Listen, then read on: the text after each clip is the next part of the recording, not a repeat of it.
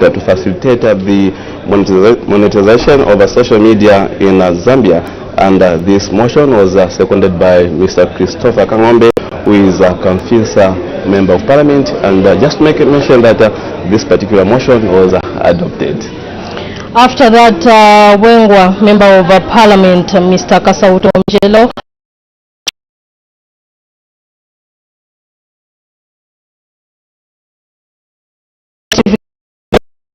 African Risk Capacity Agency for the 4th session of the 13th National Assembly, led on the table of the House on Monday 11.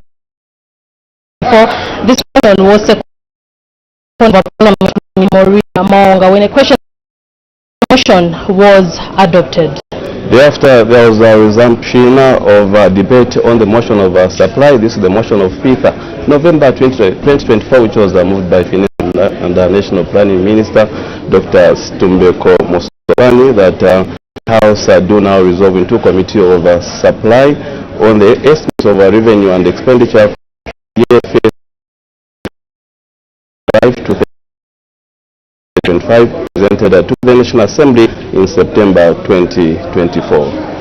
So, a question put to meaning, just to make mention that debate on this motion was concluded yesterday, and today we expect committee work to commence. And so the House adjourned accordingly yesterday at 18:24 hours. And so this is business that was considered on the floor of the House yesterday, Wednesday, 20 November 2024. Just now we shift our attention and we look at today's order paper. So we expect announcements if there will be any urgent matters without notice, if there will be any, and also a ministerial statement.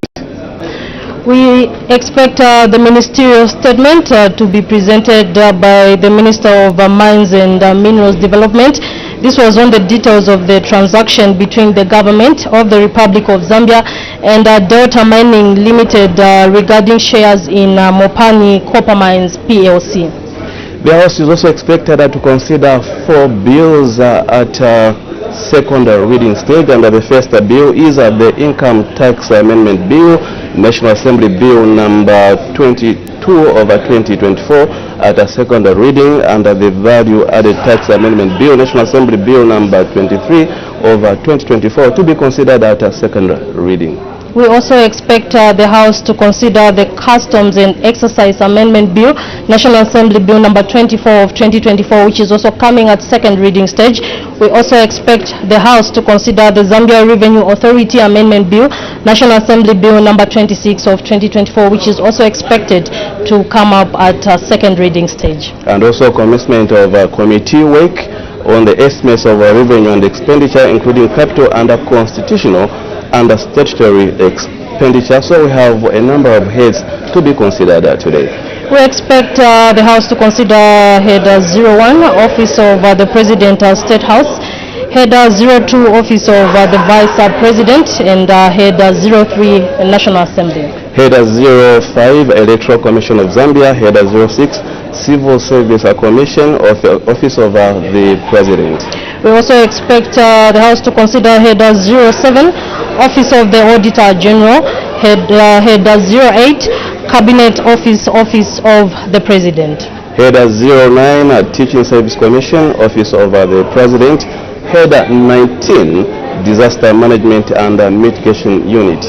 We also expect the House to consider Head 27, Public Service Management Division, Head 26, Ministry of Information and Media. And of course, the last one to be considered is Head 44, which is Ministry of Labor and Social Security. And so this is a business that is expected to be considered on the floor of the House.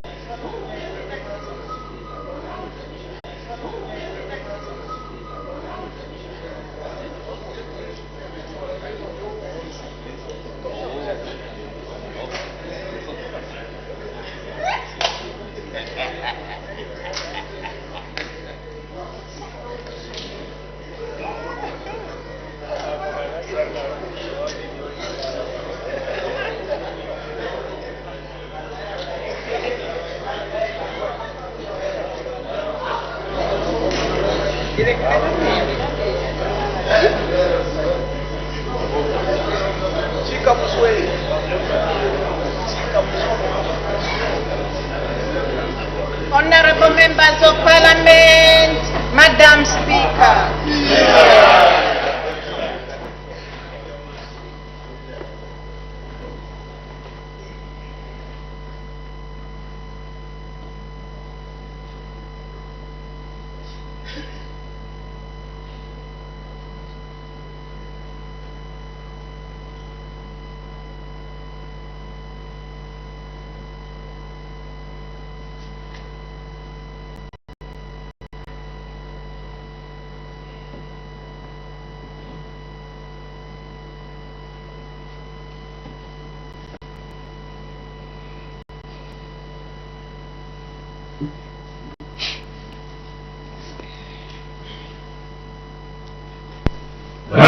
King of Zambia, proud and free, land of faith and joy in unity, victors in the struggle for our rights. We want freedom's side, oh, and strong and free.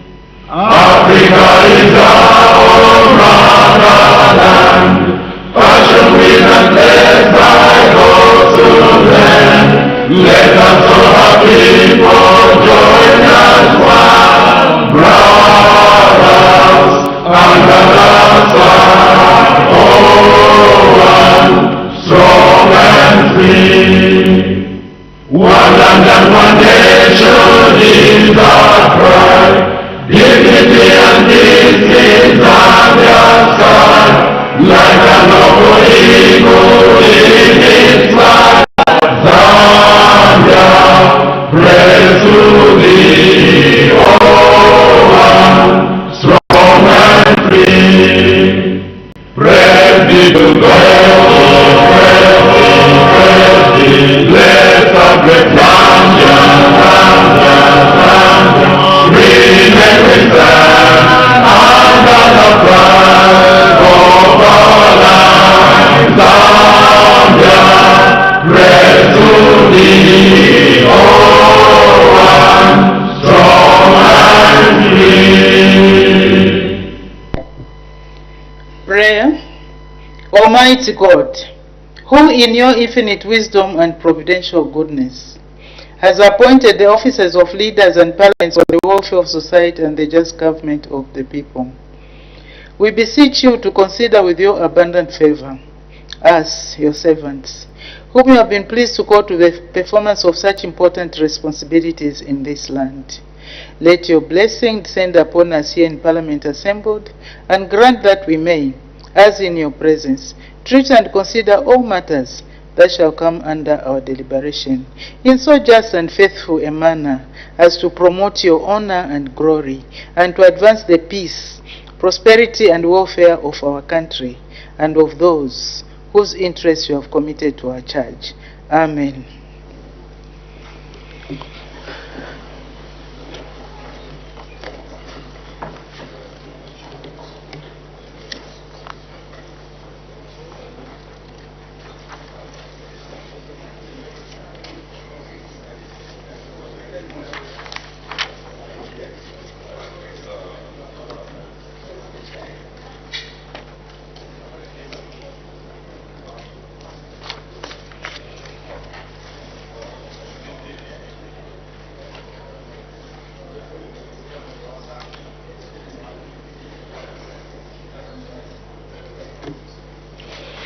All the honorable members, I have two announcements to make.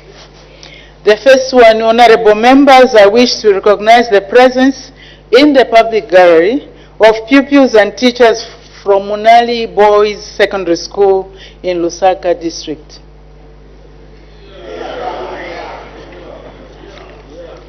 On behalf of the National Assembly of Zambia, I warmly welcome our visitors in our midst. You are welcome. You may take your seats. Thank you. The next announcement, honorable members, as you are aware, consideration of individual heads of expenditure will commence today. Thursday, 21st November 2024. In this regard, I wish to remind the House that, in accordance with the Standing Order 171-2, the Vice President or the relevant minister shall only present the head total of a head of expenditure for approval by the House. They will not be required to present any policy statement, and there shall be no policy debate at this stage. Thereafter, the chairperson of the committee that considered the estimates of the head under consideration may be allowed to debate the motion.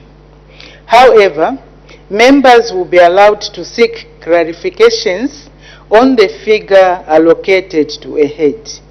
I wish to emphasize that these clarifications shall be restricted to not more than one member from each political grouping represented in the House, as provided for by Standing Order 1714. Further, in order to ensure that consideration of all heads of expenditure is concluded within 5 sitting days, as provided for by Standing Order 171-9, I urge all honorable members to be present in the House at all times in the next 5 sitting days.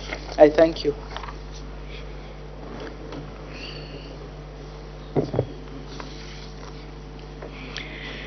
Urgent matters without notice. The Honorable Member for Nakonde. Madam Speaker, thank you very much for this opportunity to raise an urgent matter without notice directed at the Minister of Science and Technology. Madam Speaker, Zampost workers countrywide haven't been paid their salaries for more than 5 months now. Madam Speaker, this has brought serious misery amongst the workers who are working under Zampost. Others, Madam Speaker, are even failing to pay their rentals, others their medical bills, and there is even a report, Madam Speaker, one of the workers has even committed suicide because of failing to settle the debts. Madam Speaker, with this economic challenge that we are facing, people cannot be subjected not to be paid their salaries for more than 5 months. Madam Speaker, I wanted to find out if the government has put any interventions to make sure that our workers have to be paid their salaries. Madam Speaker, I seek your serious guidance on this matter. Thank you very much. Thank you very much, Honorable Member for Nakonde.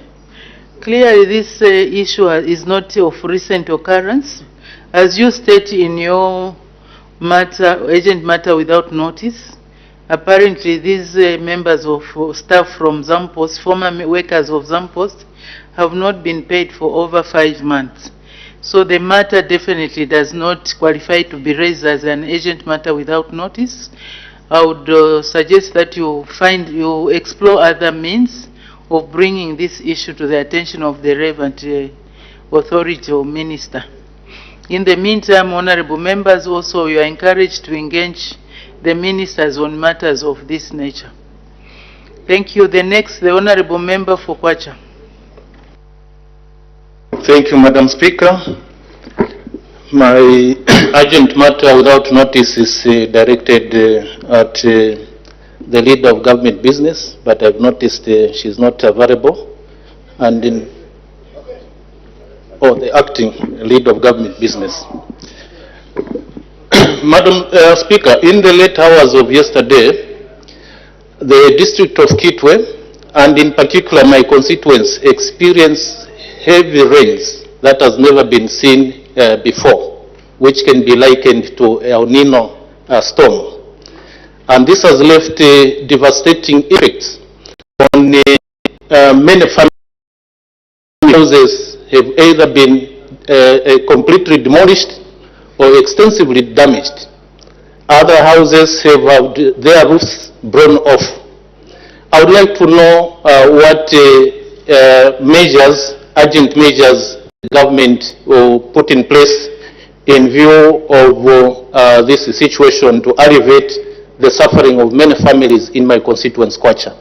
I seek your indulgence, Madam Speaker. Honorable Member for Kwacha, thank you very much. But as earlier guided in matters of this nature when they are raised, honorable members, you don't have to wait until you come to the floor of the House to raise matters of that nature. You are free, honorable member, to engage the Vice President's office, DMMU, to see what measures can be taken to alleviate the problem that has visited these people because of the heavy rains.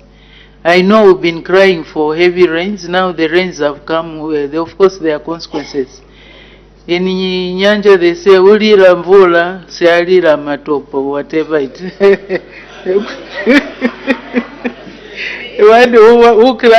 Who desires the rain should not complain about the mud. Literally, now I've qualified to speak in Senga.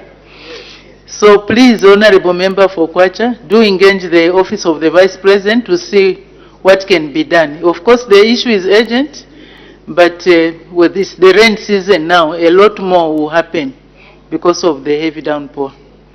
But again, it's a blessing that we can increase on the water levels, and also maybe the outages can cease. The honorable member for Nkana.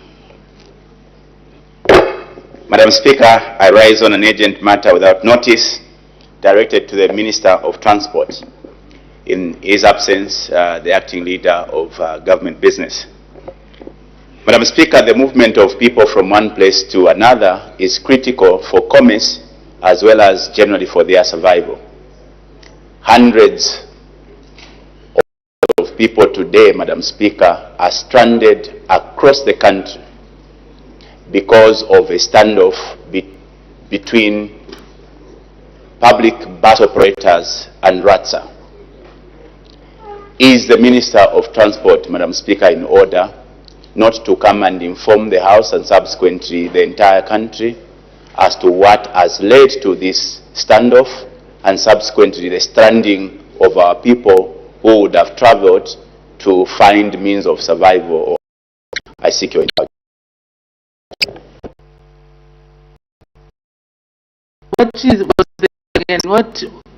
There is a strike, then maybe you can just repeat.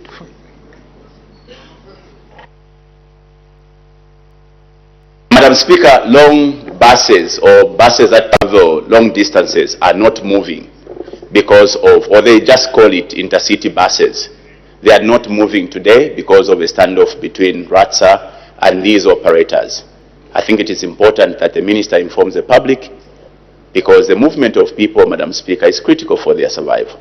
I seek your indulgence. Thank you very much. Honorable member, you can put in an urgent question. I wasn't aware of that. I didn't read about it either. So you can put in an urgent question.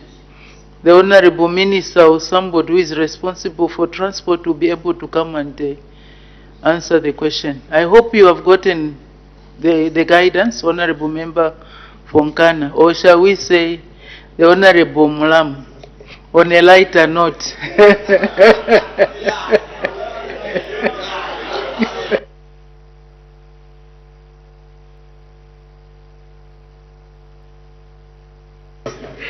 Okay, let's make progress.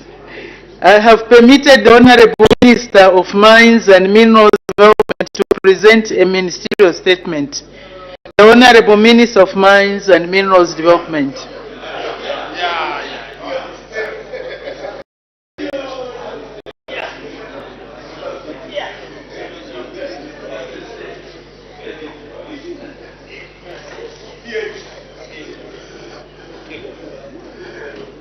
Thank you very much, Madam Speaker, for giving me an opportunity to again give a detailed ministerial statement on the Mopani transaction. But before I go into the details, Madam Speaker, I want to congratulate His Excellency the President and the New Dawn government for opening a mine that was dead for 46 years.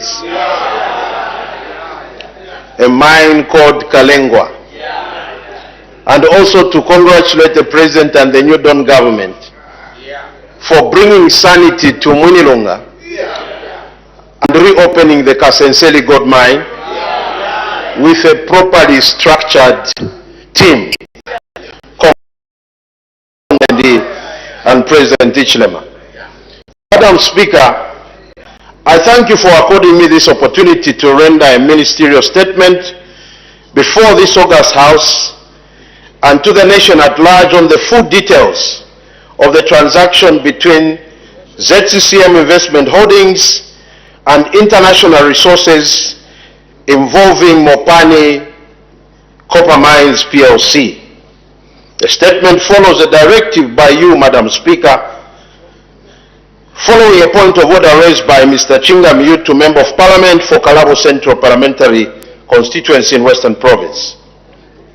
Madam Speaker, you may recall that on the 14th of November 2024, I did render a ministerial statement before this House regarding the details of the transaction between ZCCMIH and IRH involving Mopani Copper Mines. However, Honorable Madam Speaker, you guided that I come back to the House with a statement explaining the full details of the transaction and to explain why Parliament was not part of this transaction. Madam Speaker, to understand the details on the Mopani transaction, it is necessary to give a background of the initial transaction between ZCCMIH and Glencore, the previous partners of ZCCMIH and majority shareholder of Mopani. Prior to the transaction, ZCCMIH owned 10% shares in Mopani, with Glencore owning 90% shares. Owing to the operational challenges, Glencore decided to exit Mopani, which resulted in ZCCMIH acquiring 90% shareholding from Glencore in 2021 for a price of $1, resulting in ZCCMIH owning 100% shares in Mopani.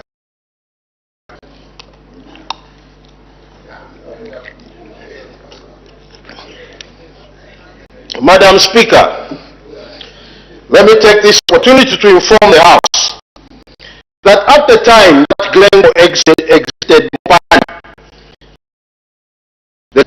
a debt of $1.5 billion, with certain conditions that were unfavorable and negatively impacted the operations of Mopani. I must dare say, Madam Speaker, the conditions that were left were unbelievably signed by people that I call irresponsible. These include: A, the pledge of all Mopani shares and assets as collateral. B, a requirement that all output from the mine must be sold to the people that left Glencore. C, the requirement that the very people, Madam Speaker, who were buying the copper were also charging marketing fees of 15% to Mopani. D, a requirement that any funds coming into Mopani must be used to settle the Glencore debt. In addition, it is important to note that there were other requirements for ZCCMIH to guarantee $1.5 billion debt, which had the potential to wipe out the existence of ZCCMIH.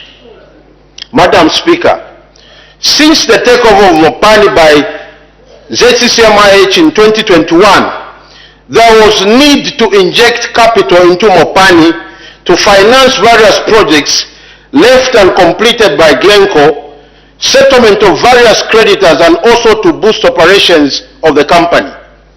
As you may be aware, one of the ways of raising the required finances was to invite prospective equity partners to bring capital into Mopani. Madam Speaker, the Glencore-Mopani agreement was like somebody gives you something on the right hand and on the left they get it back. To identify the prospective equity partner, ZCCMIH issued a competitive bidding process in which IRH emerged as a successful bidder. The transaction was negotiated and concluded by the parties, namely IRH and Mopani, following the completion of all statutory and corporate requirements. To execute the transaction, IRH partnered with ZCCMIH through its wholly owned subsidiary company called Delta Mining Limited. Madam Speaker, I wish to state that on 23rd February 2024, shareholders of ZCCMIH approved the allotment of new shares amounting to 7,181,633 by to Delta Mining Limited for an investment of $1 billion. The allotment of the new shares resulted in Delta Mining Limited acquiring a 51% shareholding in Mopani, and ZCCMIH diluted to 49% while maintaining its original shares, Madam Speaker, of 6,900,000 shares in Mopani. Consequently, the total number of shares increased to 14,081,633 at completion of the transaction.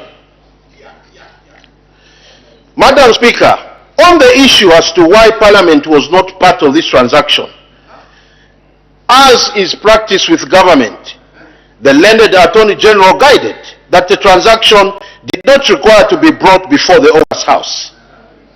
The Attorney General's guidance was that the Mopani transaction did not need to be brought before Parliament because of the following. Number one, there was no sale, transfer, or disposal of a major state asset.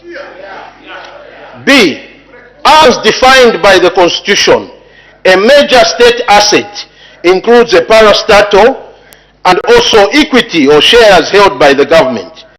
In this case, Mopani was not and is still not a parastatal before and after the transaction.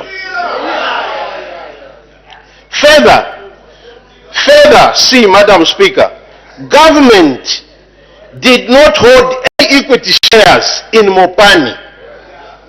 As such, government was not capable of selling shares. However, it is gratifying to note that the new Dawn government, Madam Speaker, realizing the irresponsibility of those that are running the affairs of the state by neglecting the golden share which should have given government oversight over the operations of this mine, our government of President HH did decide to negotiate as part of the new transaction with the investors and ZCCMIH for government to reinstate the golden share in Mopani. Madam Speaker, allow me to state that the process of selling, transfer, or disposal of a major state asset involves the actual transfer of shares from a seller to a buyer. Any sale or transfer of shares requires the execution of a share sale and a purchase agreement, completion of share transfer forms, and payment of property transfer tax. I wish to state, Madam Speaker, that in this case, none of the above stated steps have taken place as there was no sale involved. What happened in this transaction is that the investor, IRH, through its wholly owned subsidiary, Delta Mining Limited, subscribed to investor shares in Mopani in exchange for investment amounting to $1.1 billion. Let me reiterate that there has been no shares taken away from government to go to the investor. It therefore cannot be said that government sold its shares in Mopani. I thank you, Madam Speaker.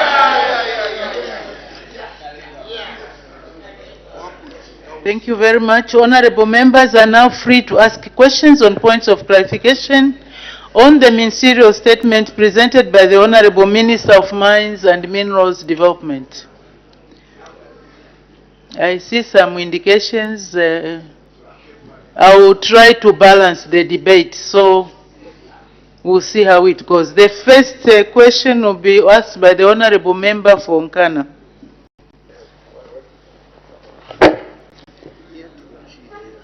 Madam Speaker, the statement by the minister left me even more confused. First of all, Madam Speaker, honorable members, can we pay attention? You know how much I respect you. Can we listen to the question? Honorable member from Nkana, you can proceed. Madam Speaker, the ministry started a process that attracted 10 companies. Among those 10 companies, IRH or Delta, whichever the case is, was not part of it. I think the minister skipped that part. My question to the minister, Madam Speaker, government did not sell shares in Mopani. But today, this particular company is in control of this company because they hold 51% shares. Madam Speaker, how is it that government that has not sold, ZCCM, or the ZCCM government that has not sold shares, we now have somebody who now has control of this company by holding 51% shares? Please kindly educate me. I think I'm a slow learner. I thank you, Madam Speaker. Thank you very much. The Honorable Minister of Mines and Minerals Development. Thank you very much, Madam Speaker, and thank you, Honorable Member. Madam Speaker, at law, government is a single entity. ZCCM-IH, different individual. I want to be very simple so that somebody doesn't get confused. Further, Mopani is another individual at law. The government of the Republic of Zambia owns the shares in ZCCM-IH. It doesn't own shares in Mopani. The one that owns the shares in Mopani is ZCCM-IH. Even if, Madam Speaker, even if there was a sale, which there wasn't, the sale did not take place. The sale could not have taken place between the government of the Republic of Zambia and Mopani because they are two different entities. The relationship is between Mopani Copper Mines and ZCCM-IH, who own the shares in Mopani. I thank you, Madam Speaker. Thank you. Oh, the honorable members. The honorable member for Kalabo Central. Thank you, Madam Speaker. Madam Speaker, I had indicated two institutions. That was government, or three, government, ZCCM, and Delta. Now, my further question is, I want the minister, like you remember, Honorable Madam Speaker, I was seeking for clarity. So, here is the fourth institution. There is ZCCM, there is Mopani, there is IRH, and government. So, Honorable Minister, try to simplify so that there is proper clarity, the position of these institutions in this transaction. Who did what to who? Who belongs to what? Thank you, Madam Speaker. Thank you very much. The Honorable Minister of Mines and Minerals Development. Thank you very much, Madam Speaker. And thank you, Honorable Member, for that question. When you look at the law, you don't interpret the law according to logic. You interpret the law according to the law. So when you want to understand something legal, approach it with a legal mind, not common sense, then you won't make sense out of it. So, Madam Speaker, responding to the Honorable Member, very important question. So, I'll try and simplify what I said. ZCCM, the government of the Republic of Zambia, has shares in ZCCM IH. So ZCCM IH has been mandated by its shareholders, which include, by the way, the shareholders of ZCCM IH is not only the GRZ. Explain now. You need to understand that. ZCCM IH has minority shareholders. So, government has shares in ZCCM IH and other minority shareholders. And these sit now to say, what business are we going to do? Let's invest in Mopani, let's invest in KCM, let's invest in whatever entity. Whatever ZCCM-IH invests in, it's answerable to shareholders when paying dividends they give. That's why you've seen ZCCM-IH, I think 3 months ago, they were paying dividends to the government of the Republic of Zambia. Right. They did that about 2-3 months ago. Why? Because government is a shareholder. And when ZCCM-IH makes money, it has to share that money amongst the shareholders depending on what dividend they have declared. So, where ZCCM-IH invests, the government has no control because it's not a shareholder. It's not a shareholder, so it has no control. So, that is why this government said they are going to reinstate the golden share. The reason for having a golden share is for us to now have oversight because we are government. So, now Mopani went to town now to look for investment. That is where IRH comes in. Through its wholly owned subsidiary called Delta Mining. In business. That is why there are things like special purpose vehicles.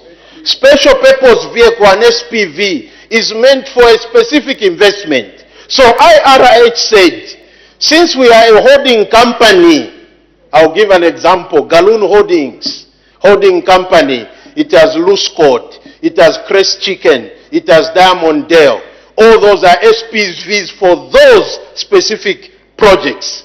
So IRH got Delta Mining for that specific project of investment in Mopani. I thank you, Madam Speaker. Thank you. The Honorable Member for Lunte. Madam Speaker, thank you so much. We are hearing very interesting features of transactions. Madam, where the government, which is not part of the company, is the one actually making the adverts. The tender is done by government, but government has no control. It's very interesting. Honorable Minister, at the time you transferred the shares from, or you allotted shares to Delta, a 100% subsidiary of IRH, what was the share price for Mopani shares?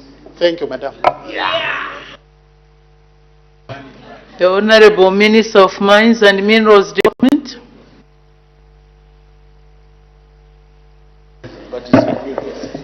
Madam Speaker, that is a new question. If they want me to give the cost of a share, I'll give it, Madam Speaker. I thank you.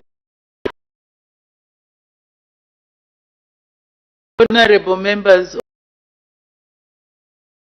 We had a statement the last time that the minister was on the floor of the House. He gave a statement, and I do not recall that there was the issue of share price. It didn't arise.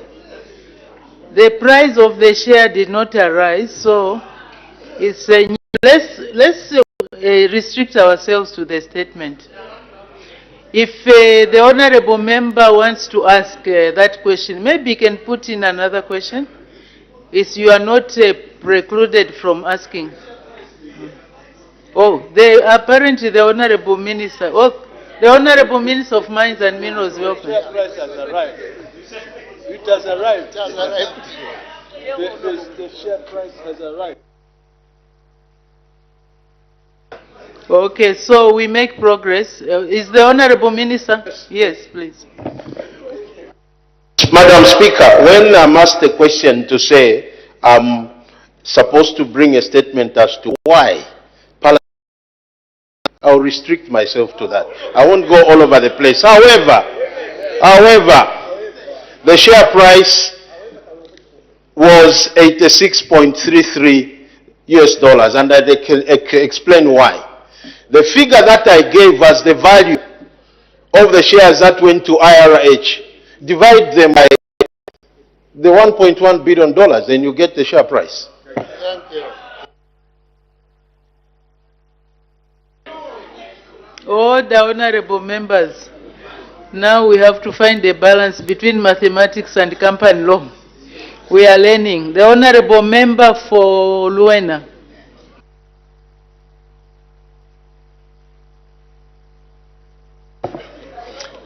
Thank you very much, Madam Speaker. Honorable Minister. Sorry, honorable member for Luena, there is an indication for a point of order. Honorable member for Nkana, what's the point of order?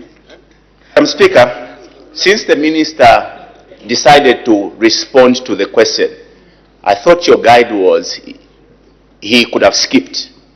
Now that is decided, Standing Order 71 speaks to us having factual information laid on the table. The question of the Honorable Member for Parliament for Lunte is, what was the share price of the shares of Mopani at the time of the allotment? Now, we must know the allotted shares should have carried a different price.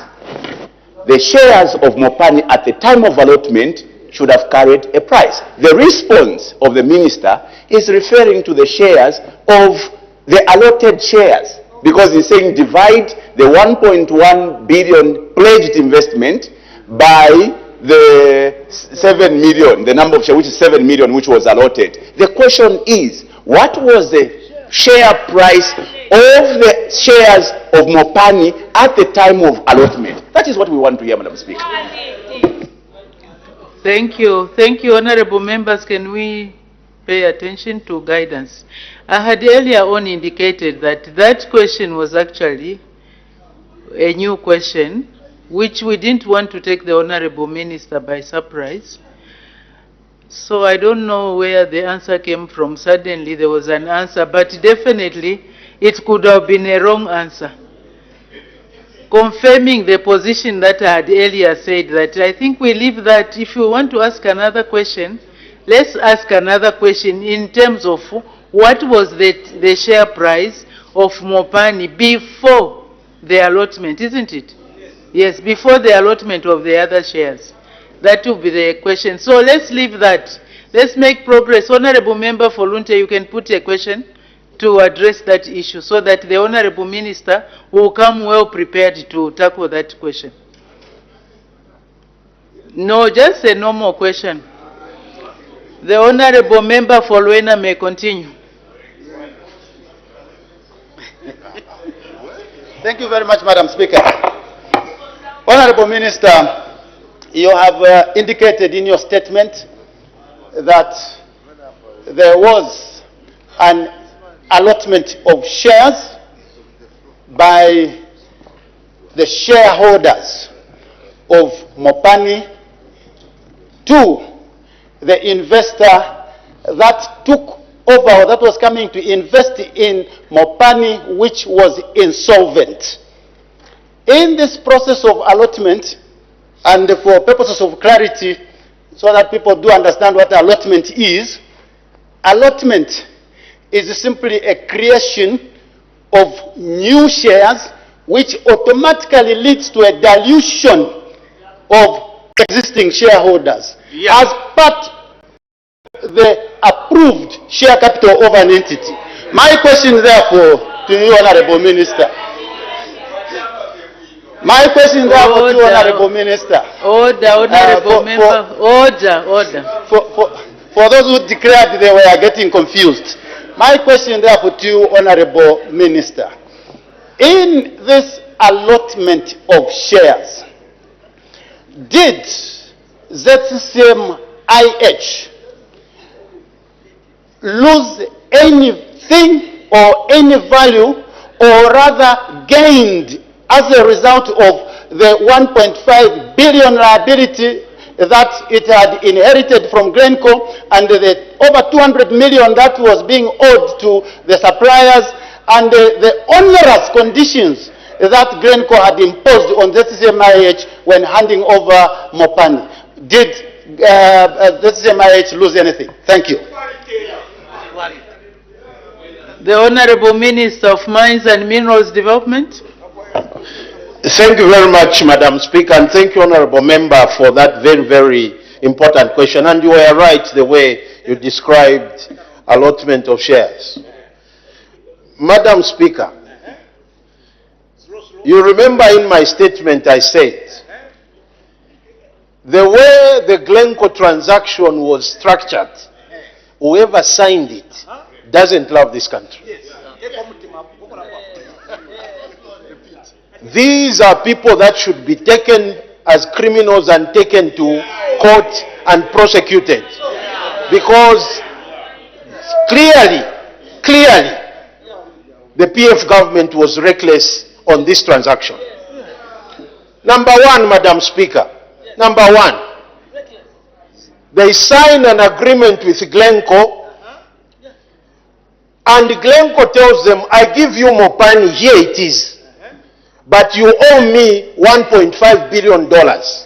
Number one.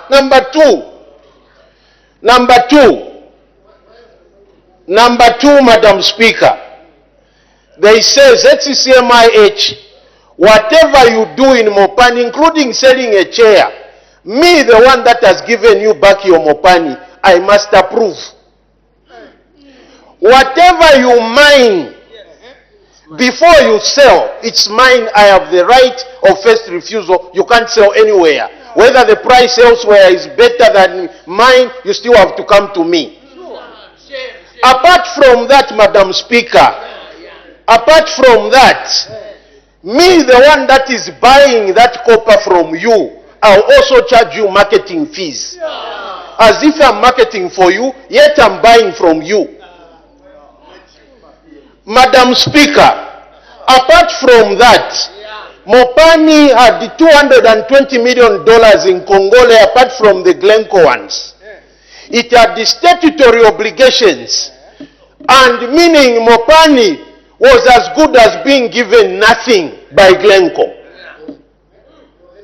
Because Glencore was getting everything and Mopani was insolvent, owing in excess of $2 billion.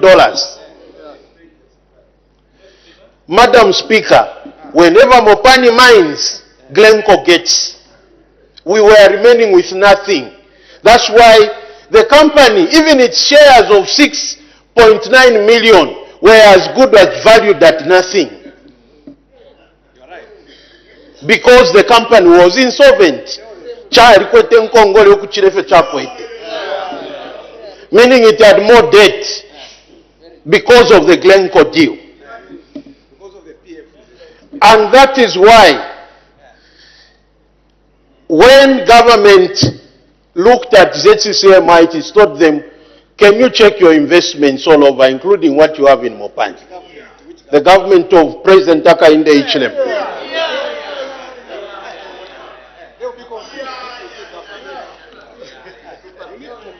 Madam Speaker, Mopani decided to look for a strategic equity partner. They knew that Mopani is insolvent. It has too much debt that when it went with its own shares to the market, they will be bought for nothing because it was insolvent. So, what they did was to issue new shares and invite a strategic person to say, can you come and invest with us? And that is why, Madam Speaker, when people are saying, has money gone to any account in this country? Yes, it has. To the shareholder, who is Mopani. Because the money couldn't go to GRZ, who is not a shareholder. So, Madam Speaker, I agree with you that when Mopani allotted shares, they brought in new shares which diluted their 100% of 6.9 million shares. Because 6.9 million shares, Madam Speaker, was the 100% of Mopani. But when they issued new shares, the new shares came and they diluted to 49%. But, Madam Speaker, the good part is, actually the 49% had more value than the 100%. I thank you, Madam Speaker. Thank you. The Honourable Member for Kantanshi. Thank you, Madam Speaker. It's very interesting explanations and how I wish... Order, Honourable Members first, let me guide. There is a lot of interest out there. There is interest, first of all, in the House so that we clear this issue. The members of the public are also listening, so I don't want to disrupt the proceedings with a number of points of order. Can we have the information flow so that we get the correct position? And then if there is any burning issue, we can bring it after the ministerial statement. I just want to have a good flow of information. The Honourable Member for Kantanshi.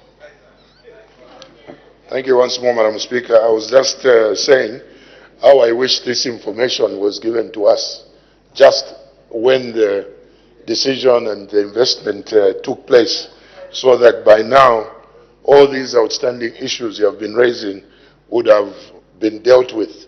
And all these queries of whether a company, Delta or so, like my colleagues were mentioning, we never saw it on the list of those that tendered. All these things could have been dealt with at that time. But, Madam Speaker, for me, Mopani, which is being talked about, lies in my constituency. That is the main business that is in my constituency. And obviously, employee welfare is key to me. And, of course, we do appreciate the investment and what is happening, notwithstanding all the issues my colleagues have observed in terms of contributions to the Treasury and so on. But for me, Madam Speaker, I want to find out, and please, Honourable Minister, pay particular attention to the cries of my people. You mentioned Glencore separating with ZCCM, IH, and at that particular time, our miners were paid, their separation package. Now, after that, of course, with the amount of hard work you had put in as a government, we are back on track. 35 months down the line, we now have what we are discussing, the IRH, whether it's Delta or so. Now, that 35 months, it's been a bone of contention. Please clearly make it known to our people. That 35 months, because now they have entered into a new agreement of IRH, are they going to be paid their 35 months? I wouldn't call it separation package, but whatever it is they call it. They themselves, the miners, know it. But for me, it's the fact that they want that money paid. Now, could you make it very clear on the floor of this House whether they are entitled to that money? When they will be paid, I think, is a discussion of another day. Thank you very much. The Honourable Minister of Mines and Minerals Development. Madam Speaker, thank you very much, and thank you, Honourable Member for Kantanshi, Honourable Mumba. Very important and topical question indeed. Madam Speaker, I want to, through you and through the Member of Parliament, to assure our miners at Mopani and any other mining company that has transitioned in this way that they have not lost that period in which Mopani was in the doldrums. Mopani is a going concern, and at the time of separation of any particular individual worker, that will be taken into consideration as to whether they want to just pick that particular period and pay them. I don't think that is in the offing. I will be very frank with our miners. But what I will assure them is that at the time, it will still be considered. The Honorable Member for Nalolo. Thank you, Madam Speaker. This is indeed an interesting topic. Honorable Minister, just to thank you for your ministerial statement, it's good to hear some other things we never had. Madam Speaker, I just want to clarify one thing which I feel the Minister should be clear about. And I'll say this, ZCCMIH is under IDC. IDC is owned by government. So it does not matter the share value in Mopani, as long as ZCCMIH has shares in Mopani, GRZ has shares in Mopani, and the people of Zambia.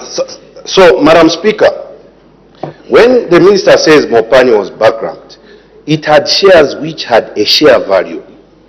So the bankruptcy in technical terms can be described in monetary form, but the shares had value. So when shares are allotted, you issue new shares, which is maybe called a share in issue. Now the issuing of those new shares, the share in issue, is technically a transfer of those shares at a consideration. That is why the payment was made. Now, the share structure of Mopani has changed from 100%. It's now 49, 51. So looking at this, that there's been an allotment.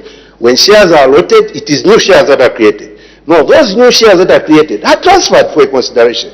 Now, Article 210 of the Constitution is clear that that must be subject to parliamentary approval. So, can the Minister clarify, does this allotment he's referring to mean that the new shares had no share value? I would like to submit this. Thank you. The Honorable Minister of Mines and Minerals Development. Madam Speaker, just the last part. I missed the last part. Honorable Member, for Nalolo, you can repeat the last part of your question.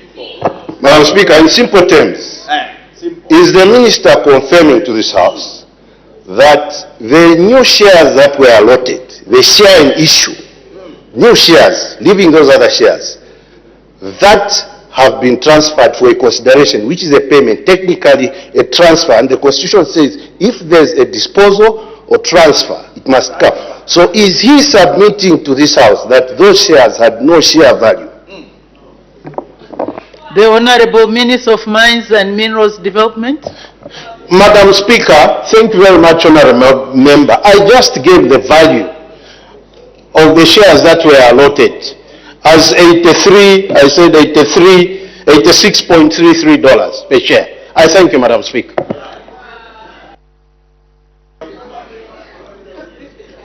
Order. Honorable Minister, maybe you can just clarify. The Honorable Member for Nalolo was saying, in accordance with Article 210 of the Constitution, any disposal of share or transfer should be subjected to approval by Parliament. So then why wasn't this brought to Parliament? Madam Speaker, thank you very much. Madam Speaker, I have made clarity why there was no Article 210 invoked during this transaction. Right.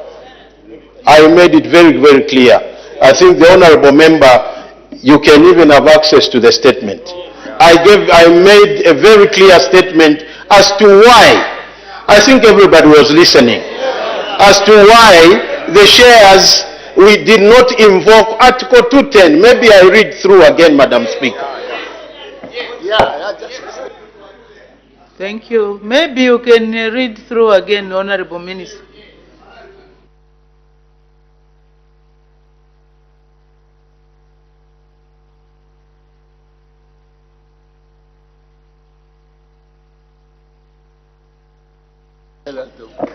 Madam Speaker, on the issue why Parliament was not, I'll read very slowly, why Parliament was not part of this transaction.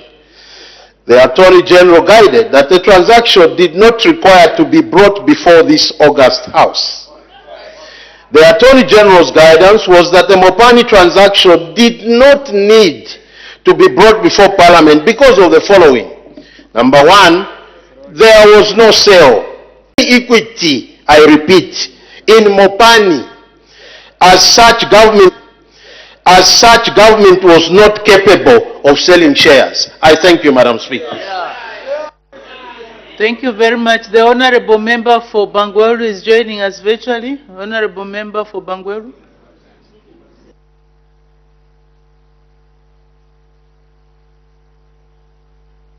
Thank you, Madam Speaker, for according the people of Bangweru an opportunity to ask a follow-up question.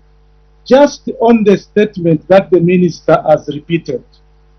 He has said there was no sale, no transfer, and no disposal because ZCCMYH is not a parastatal. Mr. Speaker, Madam Speaker, I would like to make a correction that the majority shareholding in ZCCMYH is IDC. IDC, who is created by an act of parliament, which an institution belongs to government. And the chairperson for that institution is the Republican president. Minister, it is not correct to say that the government was not involved because there was no parastatal. ZCCMYH, Madam Speaker, it is a parastatal. And this parastatal, the IDC, is the majority shareholder. IDC is representing the government of Zambia and the Minister of Finance. That's why it's the board chair is appointed by the Minister of Finance. So, the Minister is misguiding the public by saying ZCCMYH. Honorable Member, what's your question? Ask your question so that the Minister is given an opportunity to answer. What's the question? Madam Speaker, my question is, if ZCCMYH is not a parastatal, where IDC has majority shares, what it is, I submit, Madam Speaker. Honorable Minister of Mines and Minerals Development, I hope you caught the question. Thank you, Madam Speaker. I did get the question, except I don't know where I got the statement that I said ZCCMYH is not a parastatal. What is not a parastatal is Mopani. I thank you, Madam Speaker. Thank you very much. The Honorable Member for Pemba. Thank you so much, Madam Speaker, to have this opportunity to ask a question. Honorable Minister, it is indeed not the first time for the mines to exchange hands. Now, I want to find out, this particular transaction, is it happening for the first time? Thank you, Madam Speaker. The Honorable Minister of Mines and Minerals Development. Thank you very much, Madam Speaker. Madam Speaker, if my memory serves me right, the Luansha copper mines transaction followed a similar fashion. So those that would want to get the details, like the Honorable Member, yes, something similar has happened through the Luansha copper mines transaction, though for them they even went ahead and sold some of their shares apart from the new issued one. I thank you, Madam Speaker. Thank you. The Honorable Member for Materu. Thank you, Madam Speaker. Madam Speaker, it's a sad day here in Parliament today. The Minister has turned himself now into a state council. Instead of bringing answers, he's coming to explain legal semantics. Which he doesn't understand. which he doesn't understand himself. Madam Speaker. Order, Honorable Member for Matero. Order, let me guide. Order. This question actually, for anybody to answer it, you have to refer to the law. So in his own layman way, the Honorable Minister is trying to explain these issues. It's not easy, it's difficult for somebody who is not familiar with company law to understand. And it also even touches on the provisions of the Constitution. So ask your question. The Honorable Minister, who is a layman in this matter, will also try to answer. Thank you, Madam Speaker, for that guidance. He said ZCCMIH is 51% owned by government. It's owned by government, meaning whatever ZCM owns is government asset also, including Mopani. And for the first time in the history of Zambia, parastate or anything government owns, minimum has always been 51%. 1% golden share held in the hands of the finance minister there. Why you decided to go to 49, God knows. The question, Madam Speaker, which begs an answer. We are all grade 12s. We have grade 12s, but we are all common lawyers. Article 210. Honorable members, let's give him an opportunity. The question remains. Article 210 of the 2016 Constitution of Zambia demands that any asset government wants to sell, they bring to this house for approval. Regardless, Mopani is not just a Mickey Mouse asset. It's one of the top 5 assets. You have Mopani, KCM, and many others. The question, Madam Speaker, is why didn't the minister bring that transaction in this house after you have the arrogance of numbers? You'd have still won. Why did you avoid bringing it? And don't forget, I set a very good precedent that Mulandu Siuola. Are you aware you are committing a crime by breaking the Constitution Article 210 by not bringing that Mopani transaction in this house for approval? Madam Speaker, that's a question. Thank you. Order, honorable members. The Honorable Minister of Mines and Minerals Development. Madam Speaker, I thank you very much. I think, Madam Speaker, I don't know,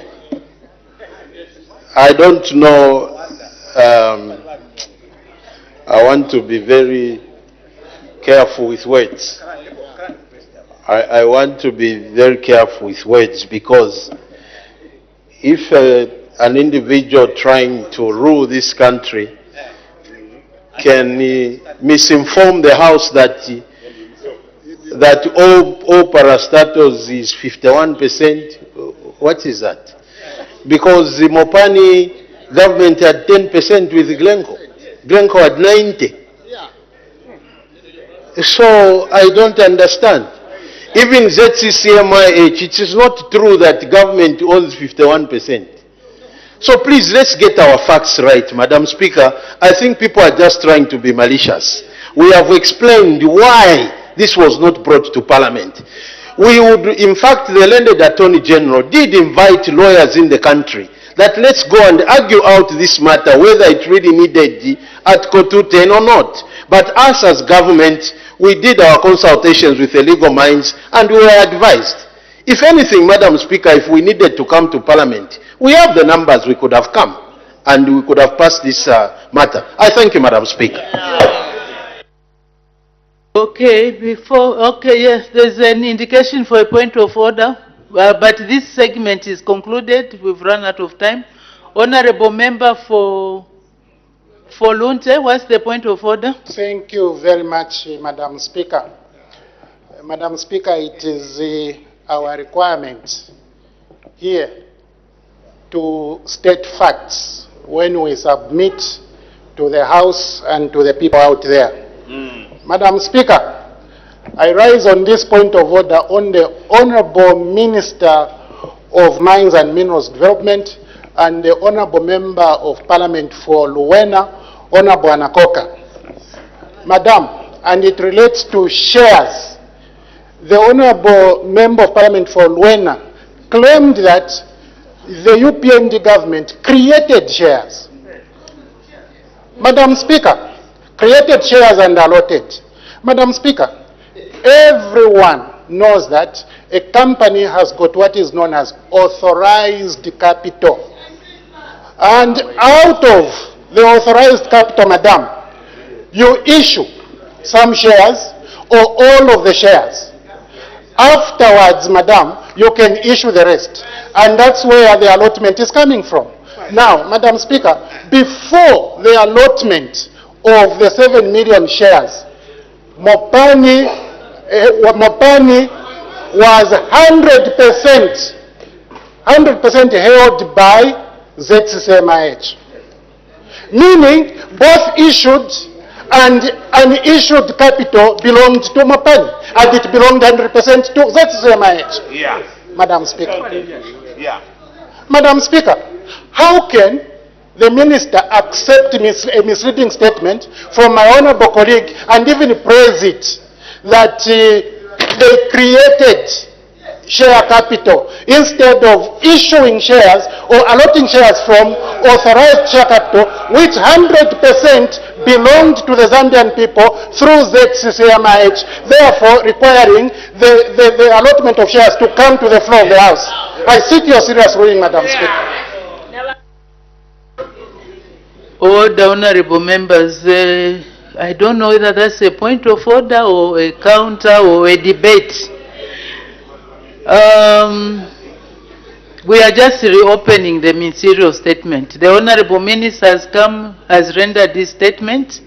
What I would encourage honorable members is let's go and do further reading on this issue.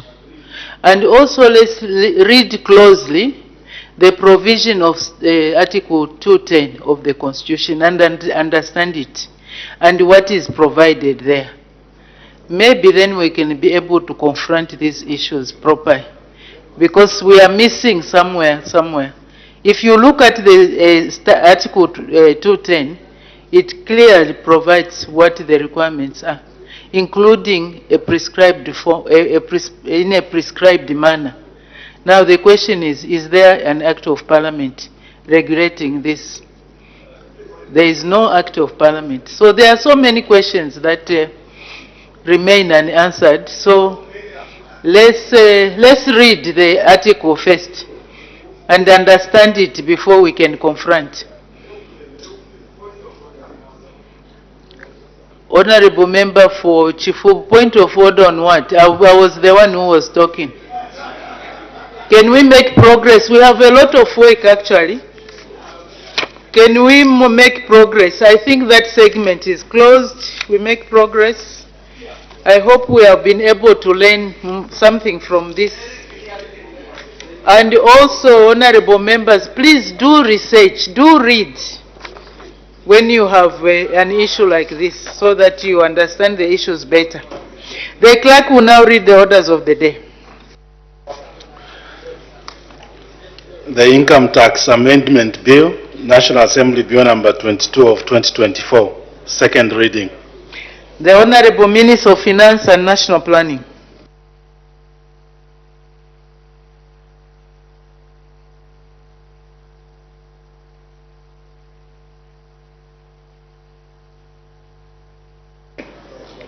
Madam Speaker, I beg to move that the bill now be read a second time. The question is that the bill be now read a second time. Any debate? The Honorable Minister of Finance and National Planning.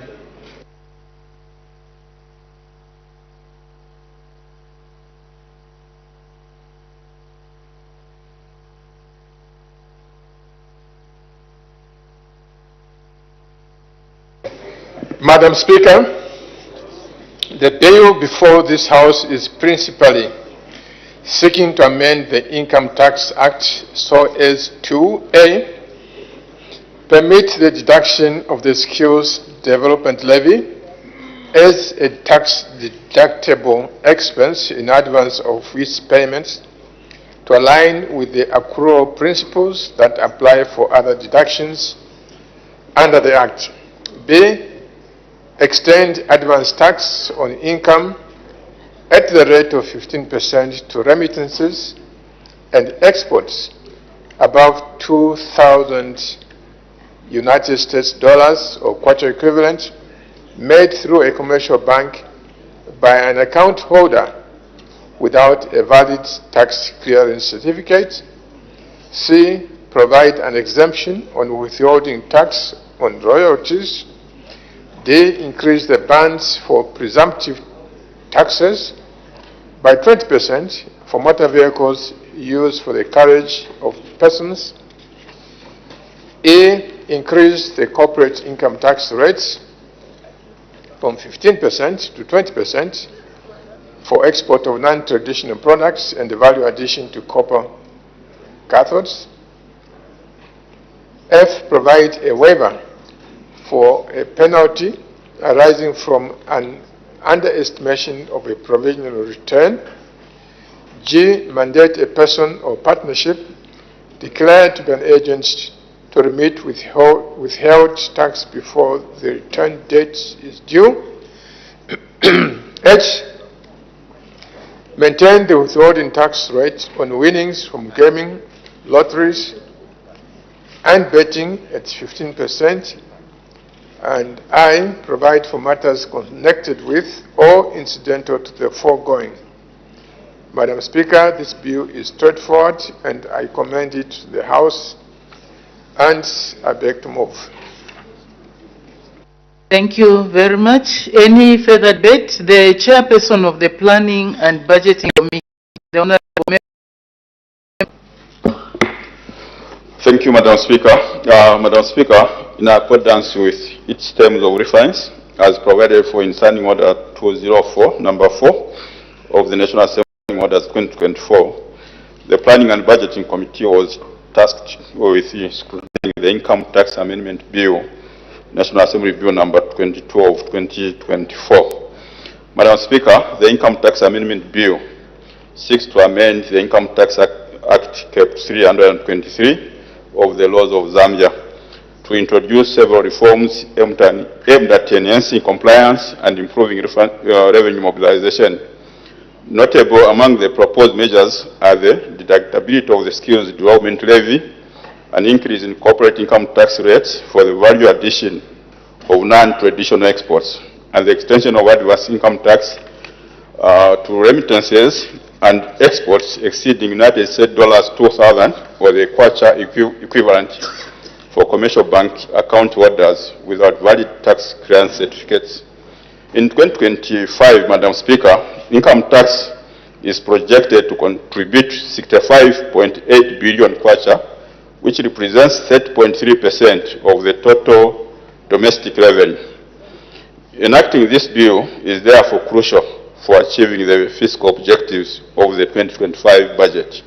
Madam Speaker, the committee engaged various stakeholders and noted broad support for the bill.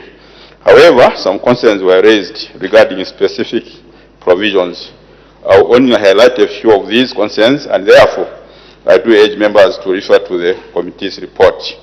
Madam Speaker, Clause 12C introduces a requirement for a tax clearance certificate for remittances above United States dollars 2,000 or the kwacha equivalent. But this provision has been limited only to transactions through commercial banks. The committee observes that international remittances are also processed through channels such as mobile network operators like MTN and Airtel, and money transfer institutions like Western Union. The committee therefore, Madam Speaker, recommends that Clause 12C be amended to extend the tax clearance certificate requirement to cover all remittances processed through any channel, not just commercial banks. Additionally, Madam Speaker, while the 15% advance income tax on remittances and exports made through a commercial bank by an account holder without a valid tax clearance certificate is expected to improve compliance, the committee emphasizes the importance of minimizing disruptions to trade. To address this, Madam Speaker, the committee recommends that if a taxpayer provides tax payment records to the Zambia Revenue Authority, but their tax account remains unreconciled, A temporary tax clearance certificate should be issued to avoid undue strain on their cash flow. The committee also acknowledges the importance of the mandatory tax clearance certificate for transactions such as property transfers and obtaining finance from a registered financial institution. However, Madam Speaker, the absence of a unified national identity system which would link taxpayer transactions with the state and regulatory authorities could lead to inefficiencies, with taxpayers having to submit multiple tax clearance certificates to various institutions. To address this, Madam Speaker, the committee recommends expediting the implementation of the Integrated National Registration Information System to link all taxpayer interactions with the state and improve compliance and efficiency. One closed call, Madam Speaker, which deals with tax incentives for special purpose vehicles in public-private partnerships, the committee appreciates the intent to clarify that tax incentives for special purpose vehicles should apply in the first profitable year and continue for the next 4 years only. However, the current wording of the amendment may have an element of ambiguity, as it could imply that the 15% tax rate applies to any 4 profitable years after the first year the special purpose vehicle makes a profit. To clarify this, Madam Speaker, the committee recommends revising the wording to clearly reflect the intended continuous 5-year period. Madam Speaker, the committee is confident that these adjustments will strengthen the bill and ensure that it meets its objectives while addressing concerns raised by the stakeholders. As I conclude, Madam Speaker, I wish to express the committee's gratitude to all stakeholders who provided the valuable input. I also thank you, Madam Speaker, and also the clerk for the guidance provided throughout the committee's deliberations. Madam Speaker, I thank you. Thank you. Any further debate? The Honorable Minister of Finance and National Planning, winding up debate. I thank you, Madam Speaker, and also I want to thank members of the Planning and the Budgeting Committee for supporting the bill. Madam Speaker, I also wish to take note of the observations made by the committee, as well as the issues raised by themselves and also the members of the public through the witnesses that came. The committee raised concerns regarding the proposed tax clearance certificate requirement on the remittances and exports. I appreciate the committee's recommendation to extend this requirement to all remittance channels, including mobile network operators and money transfer institutions. However, I wish to inform the House that this measure requires that if a person remitting funds or exporting does not have a valid tax clearing certificate, an advance income tax of 15% should be charged. I note that the banks are more capable at collecting this advance income tax because they are highly regulated compared to other channels such as mobile money. Going forward, when we identify more effective ways of collecting the advance income tax from other channels, we will extend this requirement to all remittance channels as suggested. Madam, the Ministry recognizes the importance of balancing the need to enhance tax compliance without disrupting trade. Therefore, the authority has put measures in place to allow taxpayers to access their TCC online without any complications. ZRI also issues tax clearance certificates to taxpayers who has entered in time to pay agreements, but they are still owing the authority in order to minimize trade disruptions. Madam Speaker, I've particularly noted the committee's recommendations that the government expedites the implementation of the integrated national registration information system, which will link all taxpayer interactions with the state and the regulatory authorities and enhance compliance.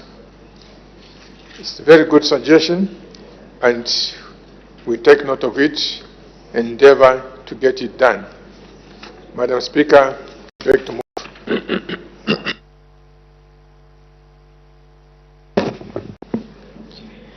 I put the question.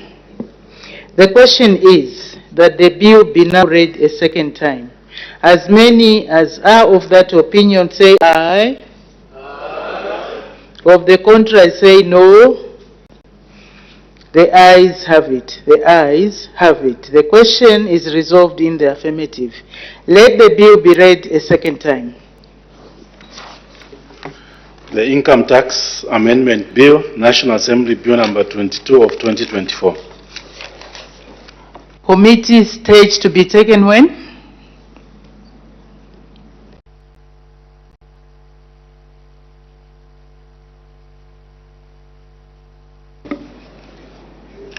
Madam Speaker, committee stage to be done on Thursday, 28th November 2024. Thank you. Committee stage to be taken on 28th November 2024. Next order. The Value Added Tax Amendment Bill, National Assembly Bill number 23 of 2024, second reading. The Honorable Minister of Finance and National Planning.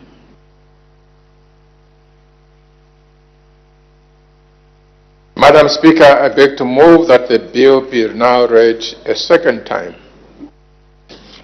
The question is that the bill be now read a second time. Any debate? The Honorable Minister of Finance and National Planning. Madam Speaker, the bill before this House is principally seeking to amend the Value Added Tax Act so as to A, provide conditions for the exemption of a taxable or category of taxable suppliers from using the electronic invoicing system, B, revise conditions for input tax claims or deductions, C, provide for matters connected with or incidental to the foregoing.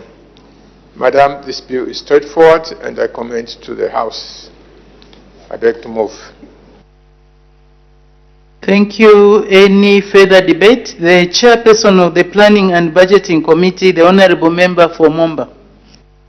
Thank you, Madam Speaker. Madam Speaker, in accordance with its terms of reference as provided for in Understanding Order number 204, number 4D, the Planning and Budgeting Committee was tasked to scrutinize the Value-Added Tax Amendment Bill, National Assembly Bill number 23 of 2024. Madam Speaker, the 2025 national budget outlined key measures aimed at improving tax compliance and reducing fraud in the tax system. Therefore, the Value-Added Tax Amendment Bill seeks to amend the Principal Act, the Value-Added Tax Chapter 331 of the laws of Zambia. Specifically, Madam Speaker, the bill aims to provide conditions for the exemptions of a taxable supplier or category of taxable suppliers from using the electronic invoicing system. It also seeks to revise conditions for input tax claims or deductions. Madam Speaker, in scrutinizing the bill, the committee interacted with a wide range of stakeholders, most of whom supported the bill. However, they also expressed some concerns which are contained in the report of the committee. I wish to urge the members to refer to the report as they debate the bill. Primarily, Madam Speaker, stakeholders were concerned about the lack of clear criteria for exemptions under Clause 2, which provides for the exemption of certain taxable suppliers from using the electronic invoicing system. The stakeholders argued that without a clear and transparent framework, there was a risk of discretionary exemptions which could undermine the objective of promoting digital compliance. Having engaged stakeholders, Madam Speaker, and reviewed the bill, the committee supports Clause 2, which introduces exemptions for a taxable supplier or group of suppliers from using electronic invoicing system. However, the committee expresses concern that the absence of clearly defined conditions for the Commissioner General to grant exemptions to specific taxable suppliers or categories could create potential for misuse of the measure. In light of this, Madam Speaker, the committee recommends that specific eligibility criteria, the duration of the exemptions, and the circumstances that justify granting them exemptions should be developed and published. Further, Madam Speaker, the committee welcomes Clause 4, which proposes to restrict input tax deduction to transactions where the corresponding invoice is issued from a smart invoice. The committee notes that the introduction of the smart invoicing system will help reduce fraudulent VAT refunds and increase compliance by ensuring that only valid electronically issued invoices are accepted for input tax claims.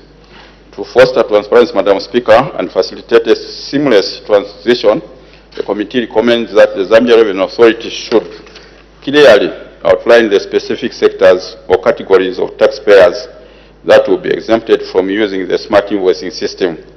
As I conclude, Madam Speaker, I wish to place on record that the committee fully supports the Value-Added Tax Amendment Bill number 23 of 2024.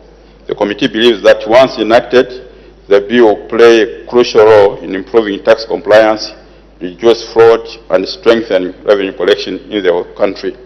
Allow me now, Madam Speaker, to express my gratitude to all the stakeholders who appeared before the committee and provided valuable input. Appreciation also goes to you, Madam Speaker, and to the Office of the Clerk of the National Assembly for your guidance and unwavering support throughout the committee's deliberations. Madam Speaker, I thank you. Thank you very much. Any further debate? The Honorable Minister of Finance and National Planning, winding up debate. Madam Speaker, once again I wish to thank the Planning and Budgeting Committee and the honorable members for supporting the bill. I also wish to take note of the observations made by the committee as well as the issues raised by the honorable members of Parliament. Let me briefly respond to some of them. Madam Speaker, the committee's concern regarding the exemption criteria for the electronic invoicing system is duly noted. While I appreciate the recommendation for specific eligibility criteria, the primary intent of this provision is to offer flexibility to taxpayers in unique circumstances where full integration with the system may not be feasible. Madam Speaker, this discretionary power allows the Commissioner General to assess individual cases and grant exemptions where necessary. By providing this level of flexibility, we aim to mitigate undue hardships on taxpayers while ensuring the overall effectiveness of the electronic invoicing system.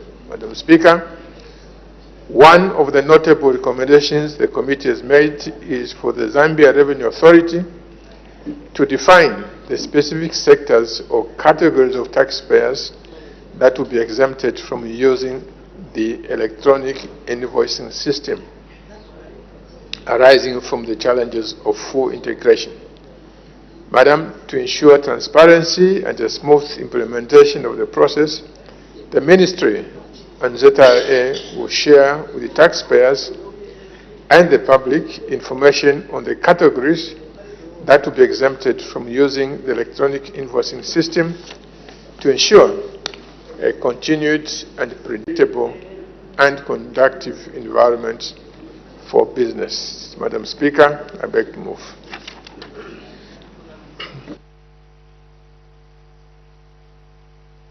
I put the question.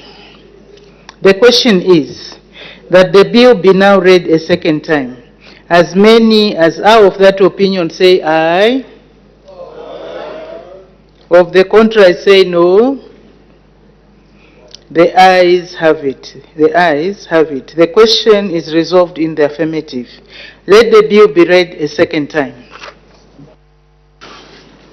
The Value Added Tax Amendment Bill, National Assembly Bill number 23 of 2024. Committee stage to be taken when?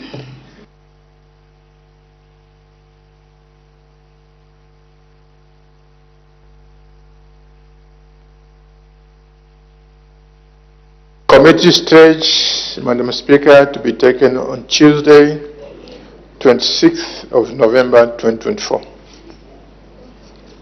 Thank you. Committee stage to be taken on Tuesday, 26th November 2024. Next order.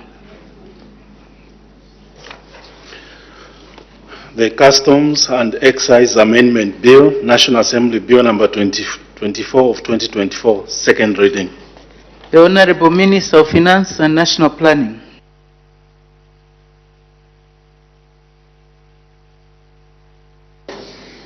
Madam Speaker, the bill before this House is principally seeking to amend the Customs and Excise Act so as to A, revise the rates of customs and excise duty payable on certain goods, B, revise the list of goods to be subject to surtax at importation, C, introduce 10% excise duty on betting, and D, provide for matters connected with or incidental to the foregoing. Madam Speaker, the bill is straightforward and I commend it to the House.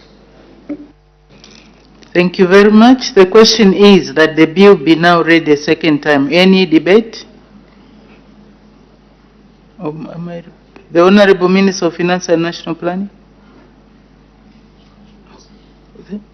Or the chairperson, sorry, the chairperson of the Planning and the Budgeting Committee. Thank you, Madam Speaker. Madam Speaker, in accordance with its terms of reference, as provided for in Standing Order 204, number 4 of the National Assembly, Standing Order 2024, the Planning and Budgeting Committee was tasked to scrutinize the Customs and Excise Amendment Bill, National Assembly Bill number 24 of 2024. Madam, in the 2025 financial year, 22.9 billion kwacha of domestic resource revenue, representing 10.5% of tax revenue, is projected to be generated from customs and excise duties, facilitated by both existing measures and the additional proposals outlined in the bill. Therefore, the bill seeks to amend the Customs and Excise Act, Chapter 322 of the laws of Zambia, so as to revise the rates of customs and excise duties on selected goods, update the list of goods subject to surtax upon importation, and introduce a 10% excise duty on betting activities. Enacting this bill, Madam Speaker, is therefore essential to give effect to some of the measures pronounced in the 2025 national budget. Madam Speaker, most stakeholders acknowledge the bill's progressive measures, particularly its focus on enhancing domestic resource mobilization and promoting local manufacturing for certain products. However, some stakeholders expressed concern on a few provisions which they perceived could negatively impact business operations of certain industries and exert inflationary pressure. More details, Madam Speaker, are contained in the report. I therefore wish to encourage members to refer to it as they debate the bill. Madam Speaker, some of the proposals that attracted the most varied submissions from stakeholders include the provision in Clause 25, which introduces a 10% excise duty on the betting amount. Additionally, Madam Speaker, Clause 20, which provides for the automatic annual adjustment of specific excise duty rates for selected commodities indexed to the previous year's average inflation rate and kept at 20%. Madam Speaker, after engaging with stakeholders and carefully reviewing the bill, the committee acknowledges the intent of Clause 20, which seeks to introduce an automatic annual adjustment to the specific excise duty rate on tobacco, tobacco products and fuel, indexed to the previous year's average inflation rate and capped at 20%. The measure is designed to maintain the real value of tax revenue amid inflation. However, Madam Speaker, the committee is not in support of the application of the provision on fuel, which is a critical commodity in production and transportation. Notwithstanding the 20% cap, the impact of the measure could exacerbate inflationary pressures, potentially undermining macroeconomic stability. Fuel price increases have notably been one of the major drivers of the inflation in 2024, as highlighted by the Monetary Policy Committee reports. The current volatility being experienced in the prices of fuel also makes the timing of this measure not appropriate. To mitigate influential pressures, ensure macroeconomic stability and support sustained growth, the committee recommends the removal of fuel from the targeted list of goods for this measure. Further, Madam Speaker, the committee observes that the proposed 10% excise duty on the betting amount aims to broaden the tax base and reduce excessive betting. It may have unintended consequences on other tax categories within the betting industry. This includes the risk of players shifting to platforms outside Zambia. Although the Zambia Revenue Authority cited similar measures in other countries, it did not provide evidence of their impact on other tax types, especially given that some countries, Madam Speaker, have repealed excise duty on betting. Considering the potential negative impact on general revenue, particularly from withholding and presumptive taxes, the committee does not support this measure. Instead, it recommends that the Zambia Revenue Authority and the Ministry of Finance and National Planning should conduct a comprehensive analysis of the proposal, including its potential effect on other tax categories within the industry, before introducing this bill, the excise duty, Madam Speaker. Madam Speaker, as I conclude, I wish to place on record that the committee supports the bill subject to the executive attending to its recommendations contained in its report. Allow me at this time, Madam Speaker, to place on record my gratitude and appreciation to all the stakeholders who appeared before the committee and made submissions on the bill. I also wish to thank you, Madam Speaker, and the clerk of also the clerk for the guidance and support which they rendered to the committee during the consideration of the bill. Madam Speaker, I thank you. Thank you very much. Any further debate? The Honorable Minister of Finance and National Planning, winding up debate. Madam, I wish to thank the committee and the honorable members for supporting the bill.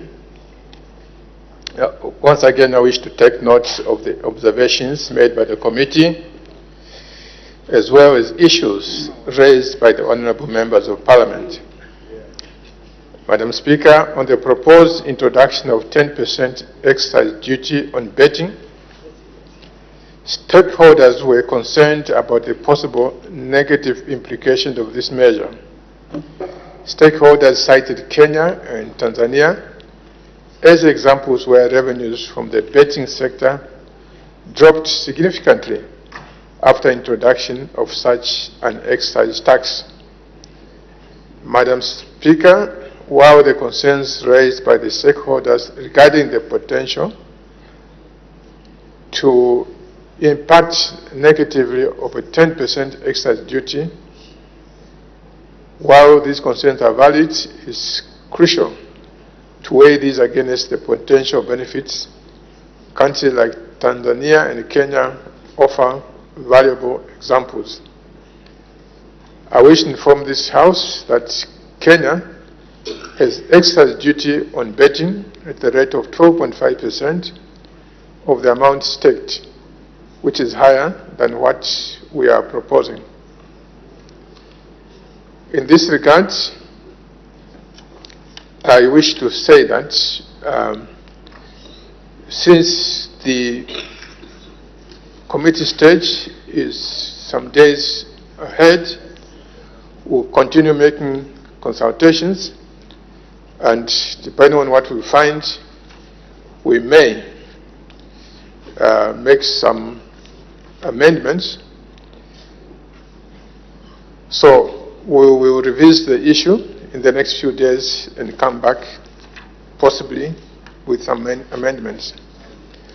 With regard to the introduction of an automatic adjustment of specific excise rates for fuel, used motor vehicles, tobacco and tobacco products, stakeholders propose that fuel be removed from among the targeted commodities to avoid an increase in the cost of fuel, leading to higher transportation and production expenses. Madam, while the committee's concerns regarding the inflationary impact of indexing fuel prices to inflation are valid, it is crucial to consider the broader economic implications of this measure. Madam Speaker, it is important to note that the 20% cap on annual adjustments provides a safeguard against excessive price increases. This limit can help to mitigate the inflationary pressures while still allowing for necessary adjustment to fuel price rises or declines. Madam, I'm cognizant that it is necessary to monitor the impact of indexing fuel prices to inflation and carefully calibrating the measure and implementing appropriate safeguards in order to strike a balance between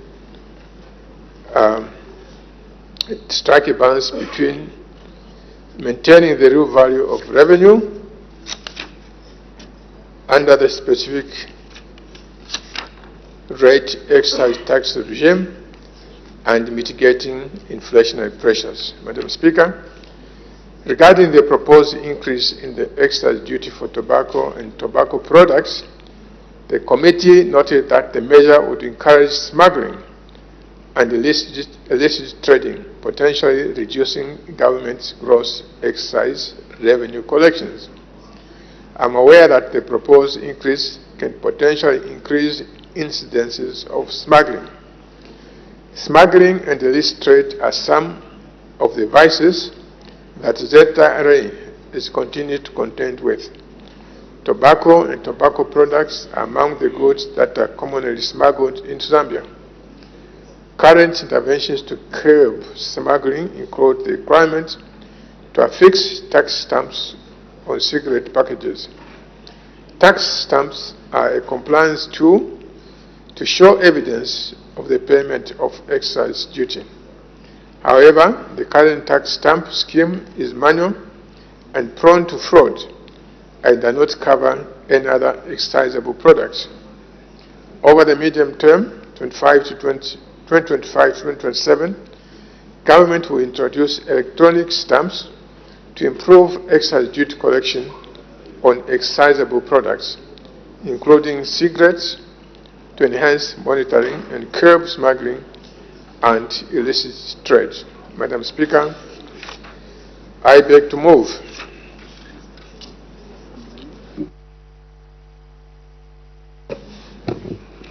Thank you. I put the question. The question is,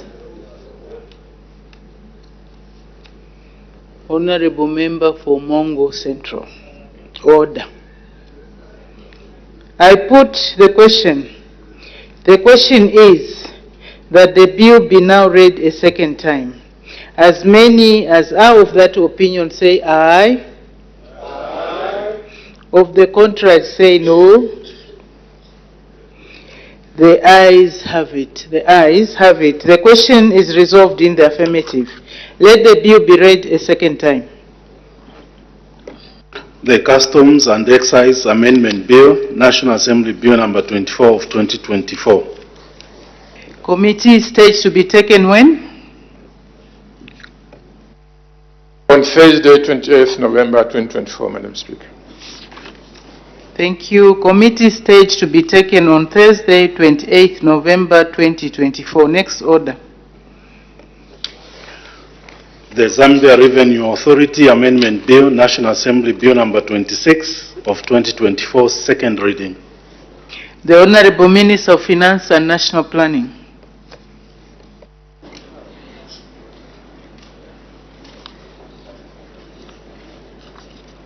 Madam Speaker, I beg to move that the bill be now read a second time. The question is that the bill be now read a second time. Any debate? The Honorable Minister of Finance and National Planning. Madam Speaker, the object of this bill is to amend the Zambia Revenue Authority Act so as to provide immunity for members of staff of the authority. Madam, the bill is straightforward and I commend it to the House. Any further debate? The chairperson of the Planning and Budgeting Committee, the Honorable Member for Momba. Thank you, Madam Speaker.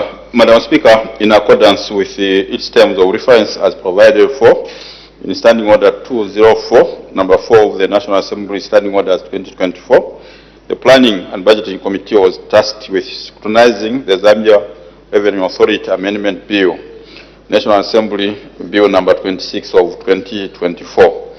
Madam Speaker, the bill seeks to amend the Zambia Revenue Authority Act Cap 321 of the laws of Zambia to extend immunity to all members of staff of the authority for actions undertaken in good faith while performing their duties. This provision, Madam Speaker, is intended to protect Zambia Revenue Authority officers from personal liability. While immunity is already provided for under the Value Added Tax Act Cap 331 of the laws of Zambia, it is limited to officers administering the Value Added Tax Act. Including this immunity under the Zambia Revenue Authority Act will ensure that all staff are protected without any exclusion. Such immunity, Madam Speaker, aligns with international best practices as observed in countries like Kenya and Namibia, where similar protection exists for the revenue officers. Madam Speaker, while the committee supports the intent of this bill, it notes with concern that the term good faith as proposed is not defined in the bill.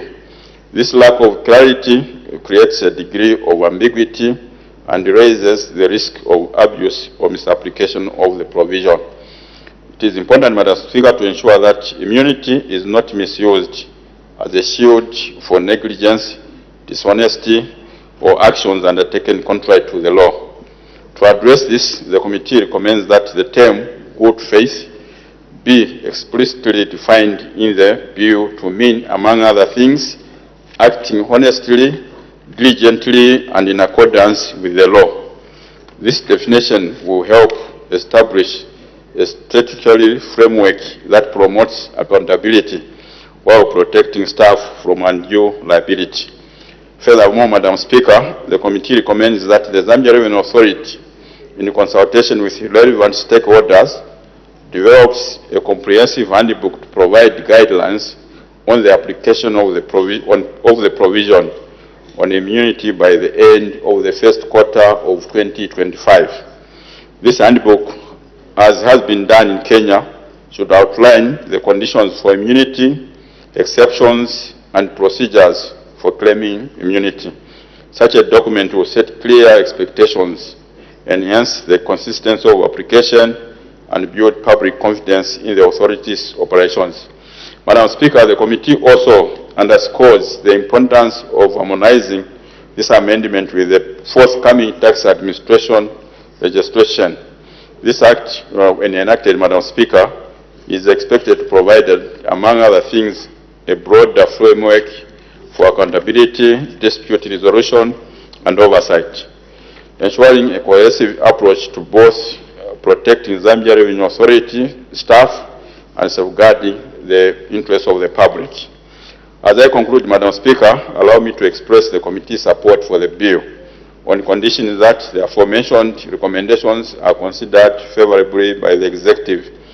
The committee believes these measures will balance operational efficiency with accountability and public interest. Finally, Madam Speaker, I wish to express the committee's appreciation to all the stakeholders for the invaluable input provided during the consideration of the bill. I also extend gratitude to you, Madam Speaker, and also the clerk for the guidance provided during this process. Madam Speaker, I thank you. Any further debate? The Honorable Minister of Finance and National Planning, winding up debate. Madam Speaker, once again to thank the committee for the report.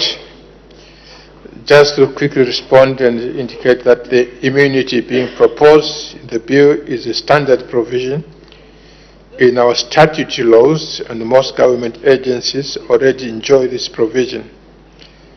And very importantly, it is not in any way intended to shield criminality, because those who abuse or those who engage in criminality will not be protected by this provision. Madam Speaker, I thank you.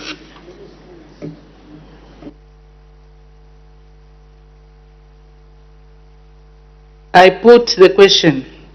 The question is that the bill be now read a second time. As many as are of that opinion say aye. Of the contrary say no. The ayes have it. The ayes have it. The question is resolved in the affirmative. Let the bill be read a second time. The Zambia Revenue Authority Amendment Bill, National Assembly Bill number 26 of 2024. Committee stage to be taken when? On Tuesday, 26 November 2024. Thank you. Committee stage to be taken on Tuesday, 26th November 2024. Next order.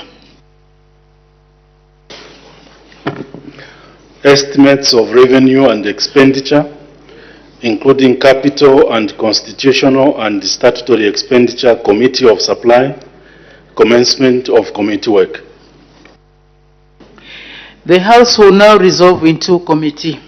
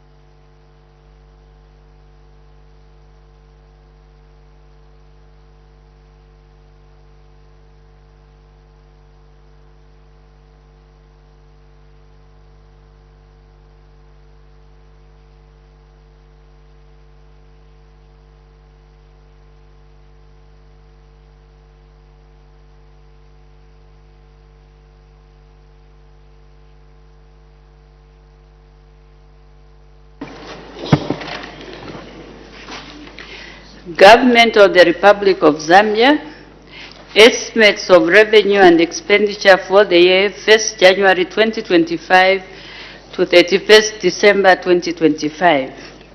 Head 01, Office of the President, State House, the acting lead of government business.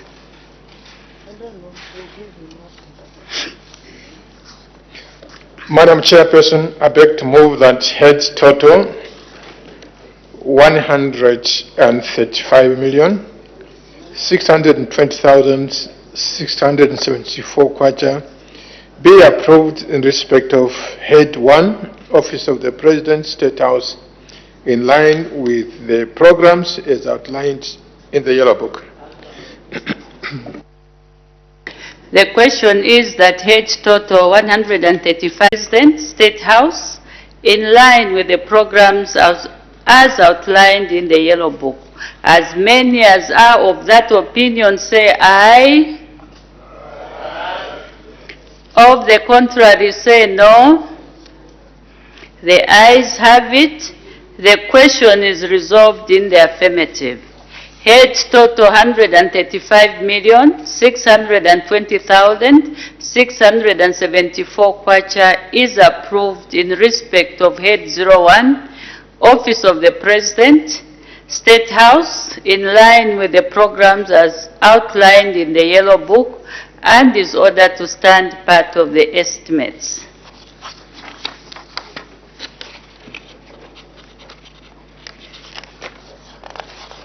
We now move to head 02, Office of the Vice President.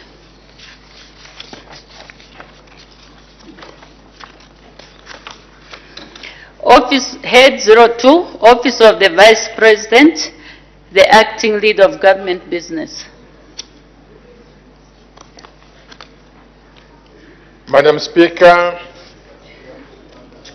Madam Chairperson, I beg to move that head total 156,875,795 kwacha be approved in respect of head 2, Office of the Vice President, in line with the programs as outlined in the Yellow Book.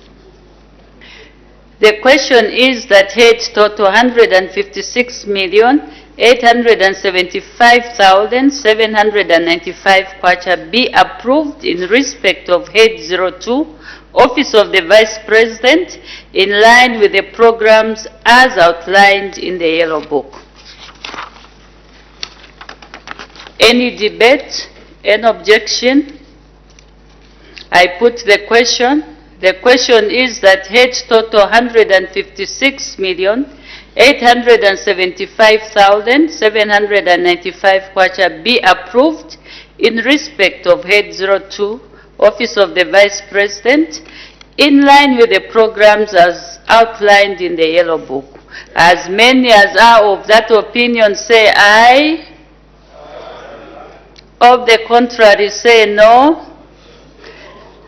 The ayes have it. The question is resolved in the affirmative. Head total 156,875,795 kwacha is approved in respect of head 02, Office of the Vice President, in line with the programs as outlined in the Yellow Book, and is ordered to stand part of the estimates. We now move to head 03, National Assembly.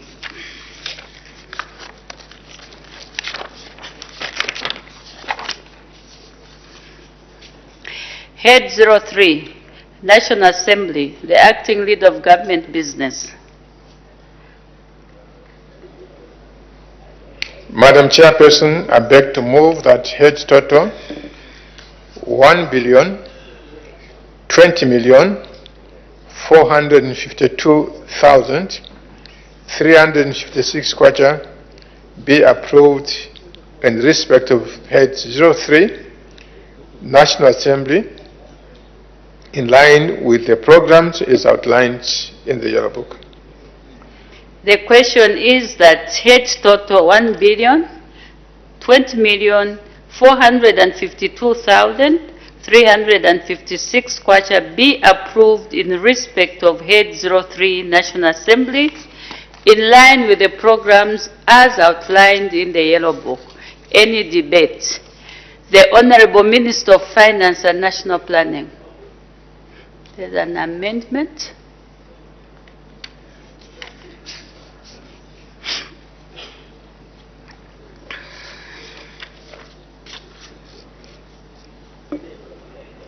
Yes, Madam Chairperson, I have an amendment to move.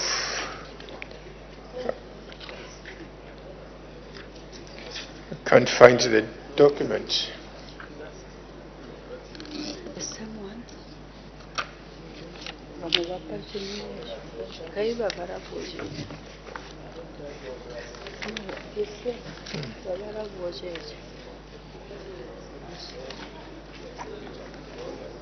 Yeah, I need some help.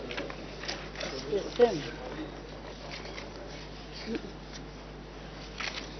No, it doesn't need to regulate.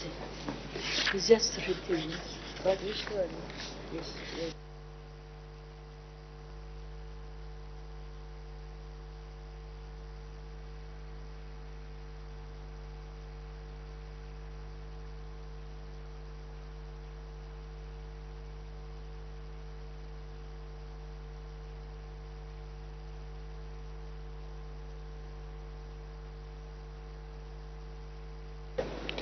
Okay, Madam Chairperson, I apologize. I beg to move that heads total 1 billion, 20,452,356 kwacha in respect of heads 3, National Assembly, in line with the programs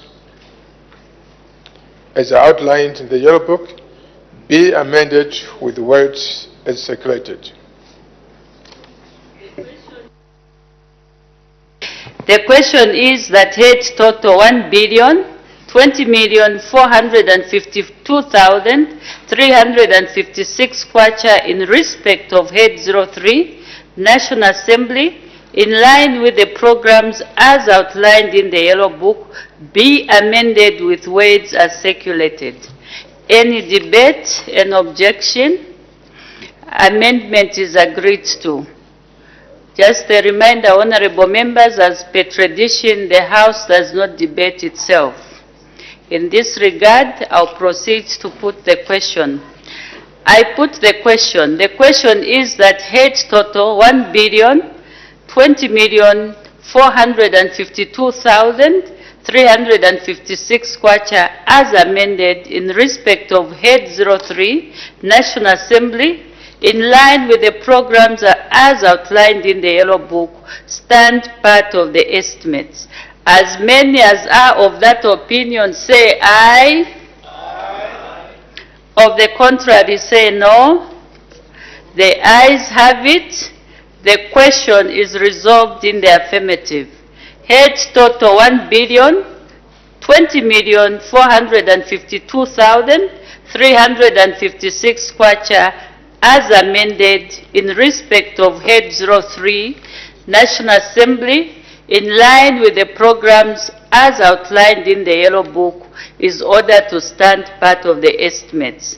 We now move to head 05, Electoral Commission of Zambia.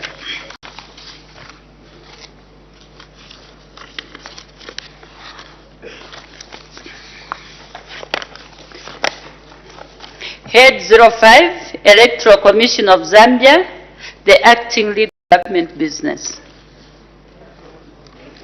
Madam Chairperson, I beg to move that head total 460,180,058 kwacha be approved in respect of head 05, Electoral Commission of Zambia, in line with the programs as outlined in the Yellow Book. The question is that head total 460,180,058 kwacha be approved in respect of head 05, Electoral Commission of Zambia, in line with the programs as outlined in the Yellow Book. Any debate and objection? I put the question. The question is that head total 460,180,058 kwacha be approved in respect of head 05, Electoral Commission of Zambia, in line with the programs as outlined in the Yellow Book. As many as are of that opinion say aye. Of the contrary say no. The ayes have it. The question is affirmative.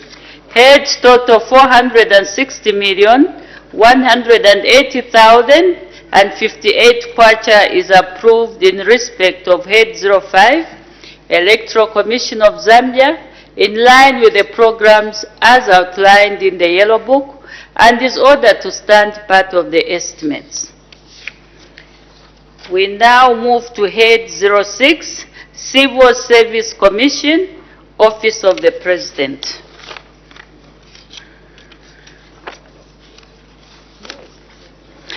Head 06, Civil Service Commission, Office of the President, the Acting Lead of Government Business.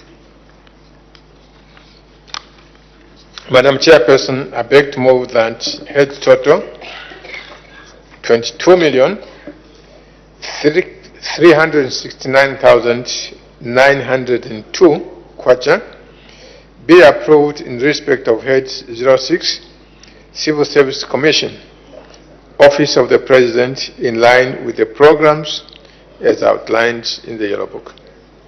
The question is that head total 22,369,902 kwacha be approved in respect of Head 06, Civil Service Commission, Office of the President, in line with the programs as outlined in the Yellow Book. Any debate? Any objection? I put the question. The question is that head total 22,369,902 kwacha be approved in respect of Head 06, Civil Service Commission, Office of the President, in line with the programs as outlined in the Yellow Book. As many as are of that opinion say aye. Of the contrary say no. The ayes have it. The question is resolved in the affirmative. Head total 22,369,902 kwacha is approved in respect of Head 06, Civil Service Commission, Office of the President, in line with the programs as outlined in the Yellow Book and is ordered to stand part of the estimates. We now move to Head 07, Office of the Auditor General.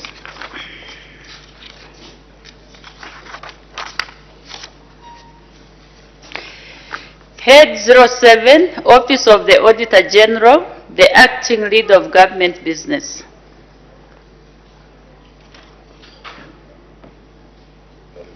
Thank you, Madam Chairperson.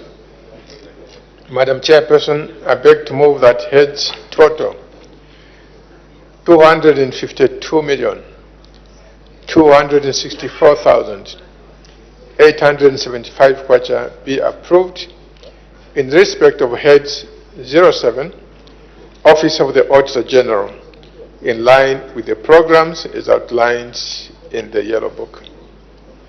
The question is that head total 252,264,875 kwacha be approved in respect of Head 07, Office of the Auditor General, in line with the programs as outlined in the Yellow Book. Any debate? Any objection? I put the question. The question is that head total 252,264,875 kwacha be approved in respect of Head 07, Office of the Auditor General, in line with the programs as outlined in the Yellow Book. As many as are of that opinion say aye. Of the contrary say no. The ayes have it. The question is resolved in the affirmative. Head total 252,264,875 kwacha is approved in respect of Head 07, Office of the Auditor General, in line with the programs as outlined in the Yellow Book and is ordered to stand part of the estimates. We now move to Head 08, Cabinet Office, Office of the President. Head 08, Cabinet Office, Office of the President, the Acting Lead of Government Business.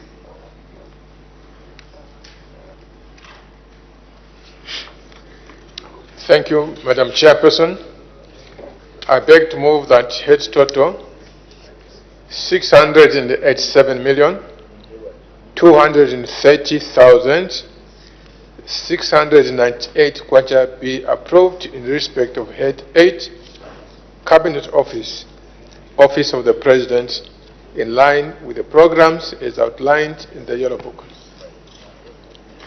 The question is that heads total 687,230,698 kwacha be approved in respect of head 08, Cabinet Office, Office of the President, in line with the programs as outlined in the Yellow Book. Any debate? Any objection? I put the question. The question is that heads total 687,230,698 kwacha be approved in respect of head 08, Cabinet Office, Office of the President, in line with the programs as outlined in the Yellow Book. As many as are of that opinion say aye. Of the contrary say no. The ayes have it. The question is resolved in the affirmative. Heads total 687,230,698 kwacha is approved in respect of head 08, Cabinet Office, Office of the President, in line with the programs as outlined in the Yellow Book, and is ordered to stand part of the estimates. As the time is 16:40 hours, I suspend business for 20 minutes.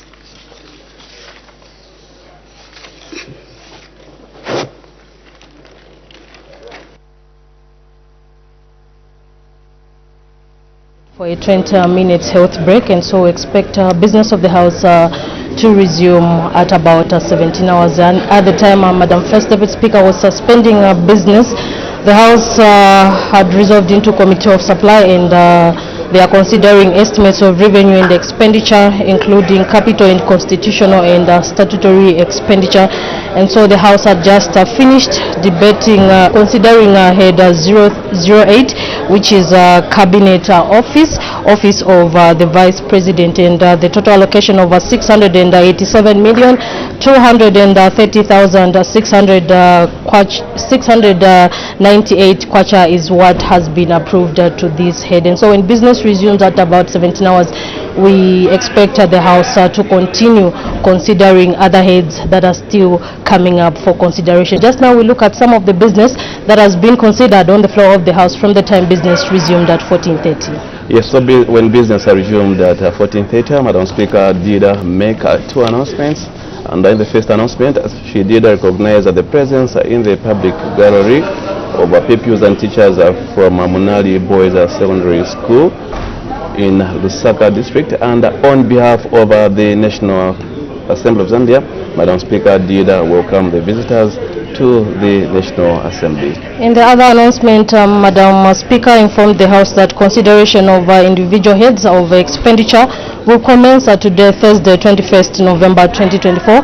In this regard, she reminded the House that in accordance with Standing Order 171-2, the Vice President or the relevant minister shall only present the head total of a head of expenditure for approval by the House. They will not be required to present any policy statement, and there shall be no policy debate at this stage. Thereafter, the chairperson of the committee that considered that the estimates of the head under consideration may be allowed to debate the motion. Madam Speaker did add that members will be allowed to seek clarifications on the figure allocated to head. She did emphasize that these clarifications shall be restricted not to more than one member from each political grouping represented in the House as provided for by Standing Order 17-4. And so there was also a ministerial statement that was delivered in the Minerals Development. This was on the full details of the transaction between ZCCM Investments Holdings PLC and International Resources Holdings involving Mopani Copper Mines PLC. The House has also considered 4 bills that came at a second reading stage, and so far this is business that has been considered on the floor of the House.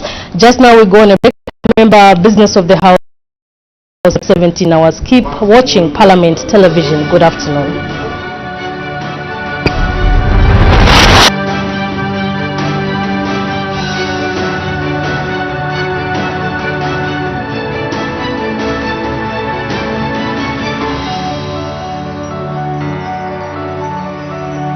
I'm Francis Robert Kapyanga, aged 35. I'm born and bred in Mpika. That's where I did my primary, secondary school education. Yeah, so briefly, I'm Francis Robert Kapyanga. I'm also a married man, a villager from Mpika.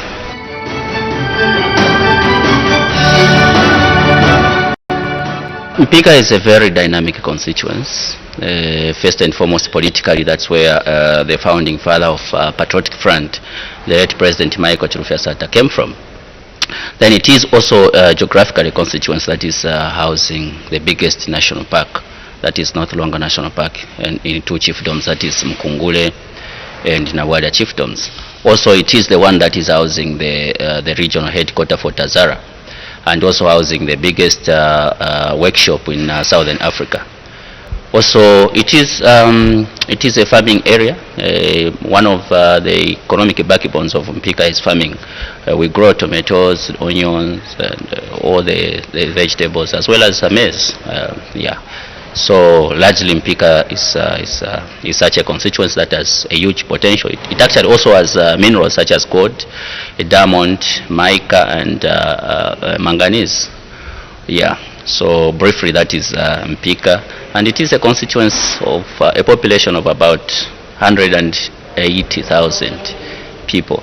Initially, it was a very big district, and the previous government saw it wise to slice Kanchibia from it, as well as Avushimanda. These are also newly created district. So we had in the past, we had the Mpika Central, we had Mfue, we also had Kanchibia. Right now, the whole district is one constituency. Yeah, because Mfue was taken to Lavushi.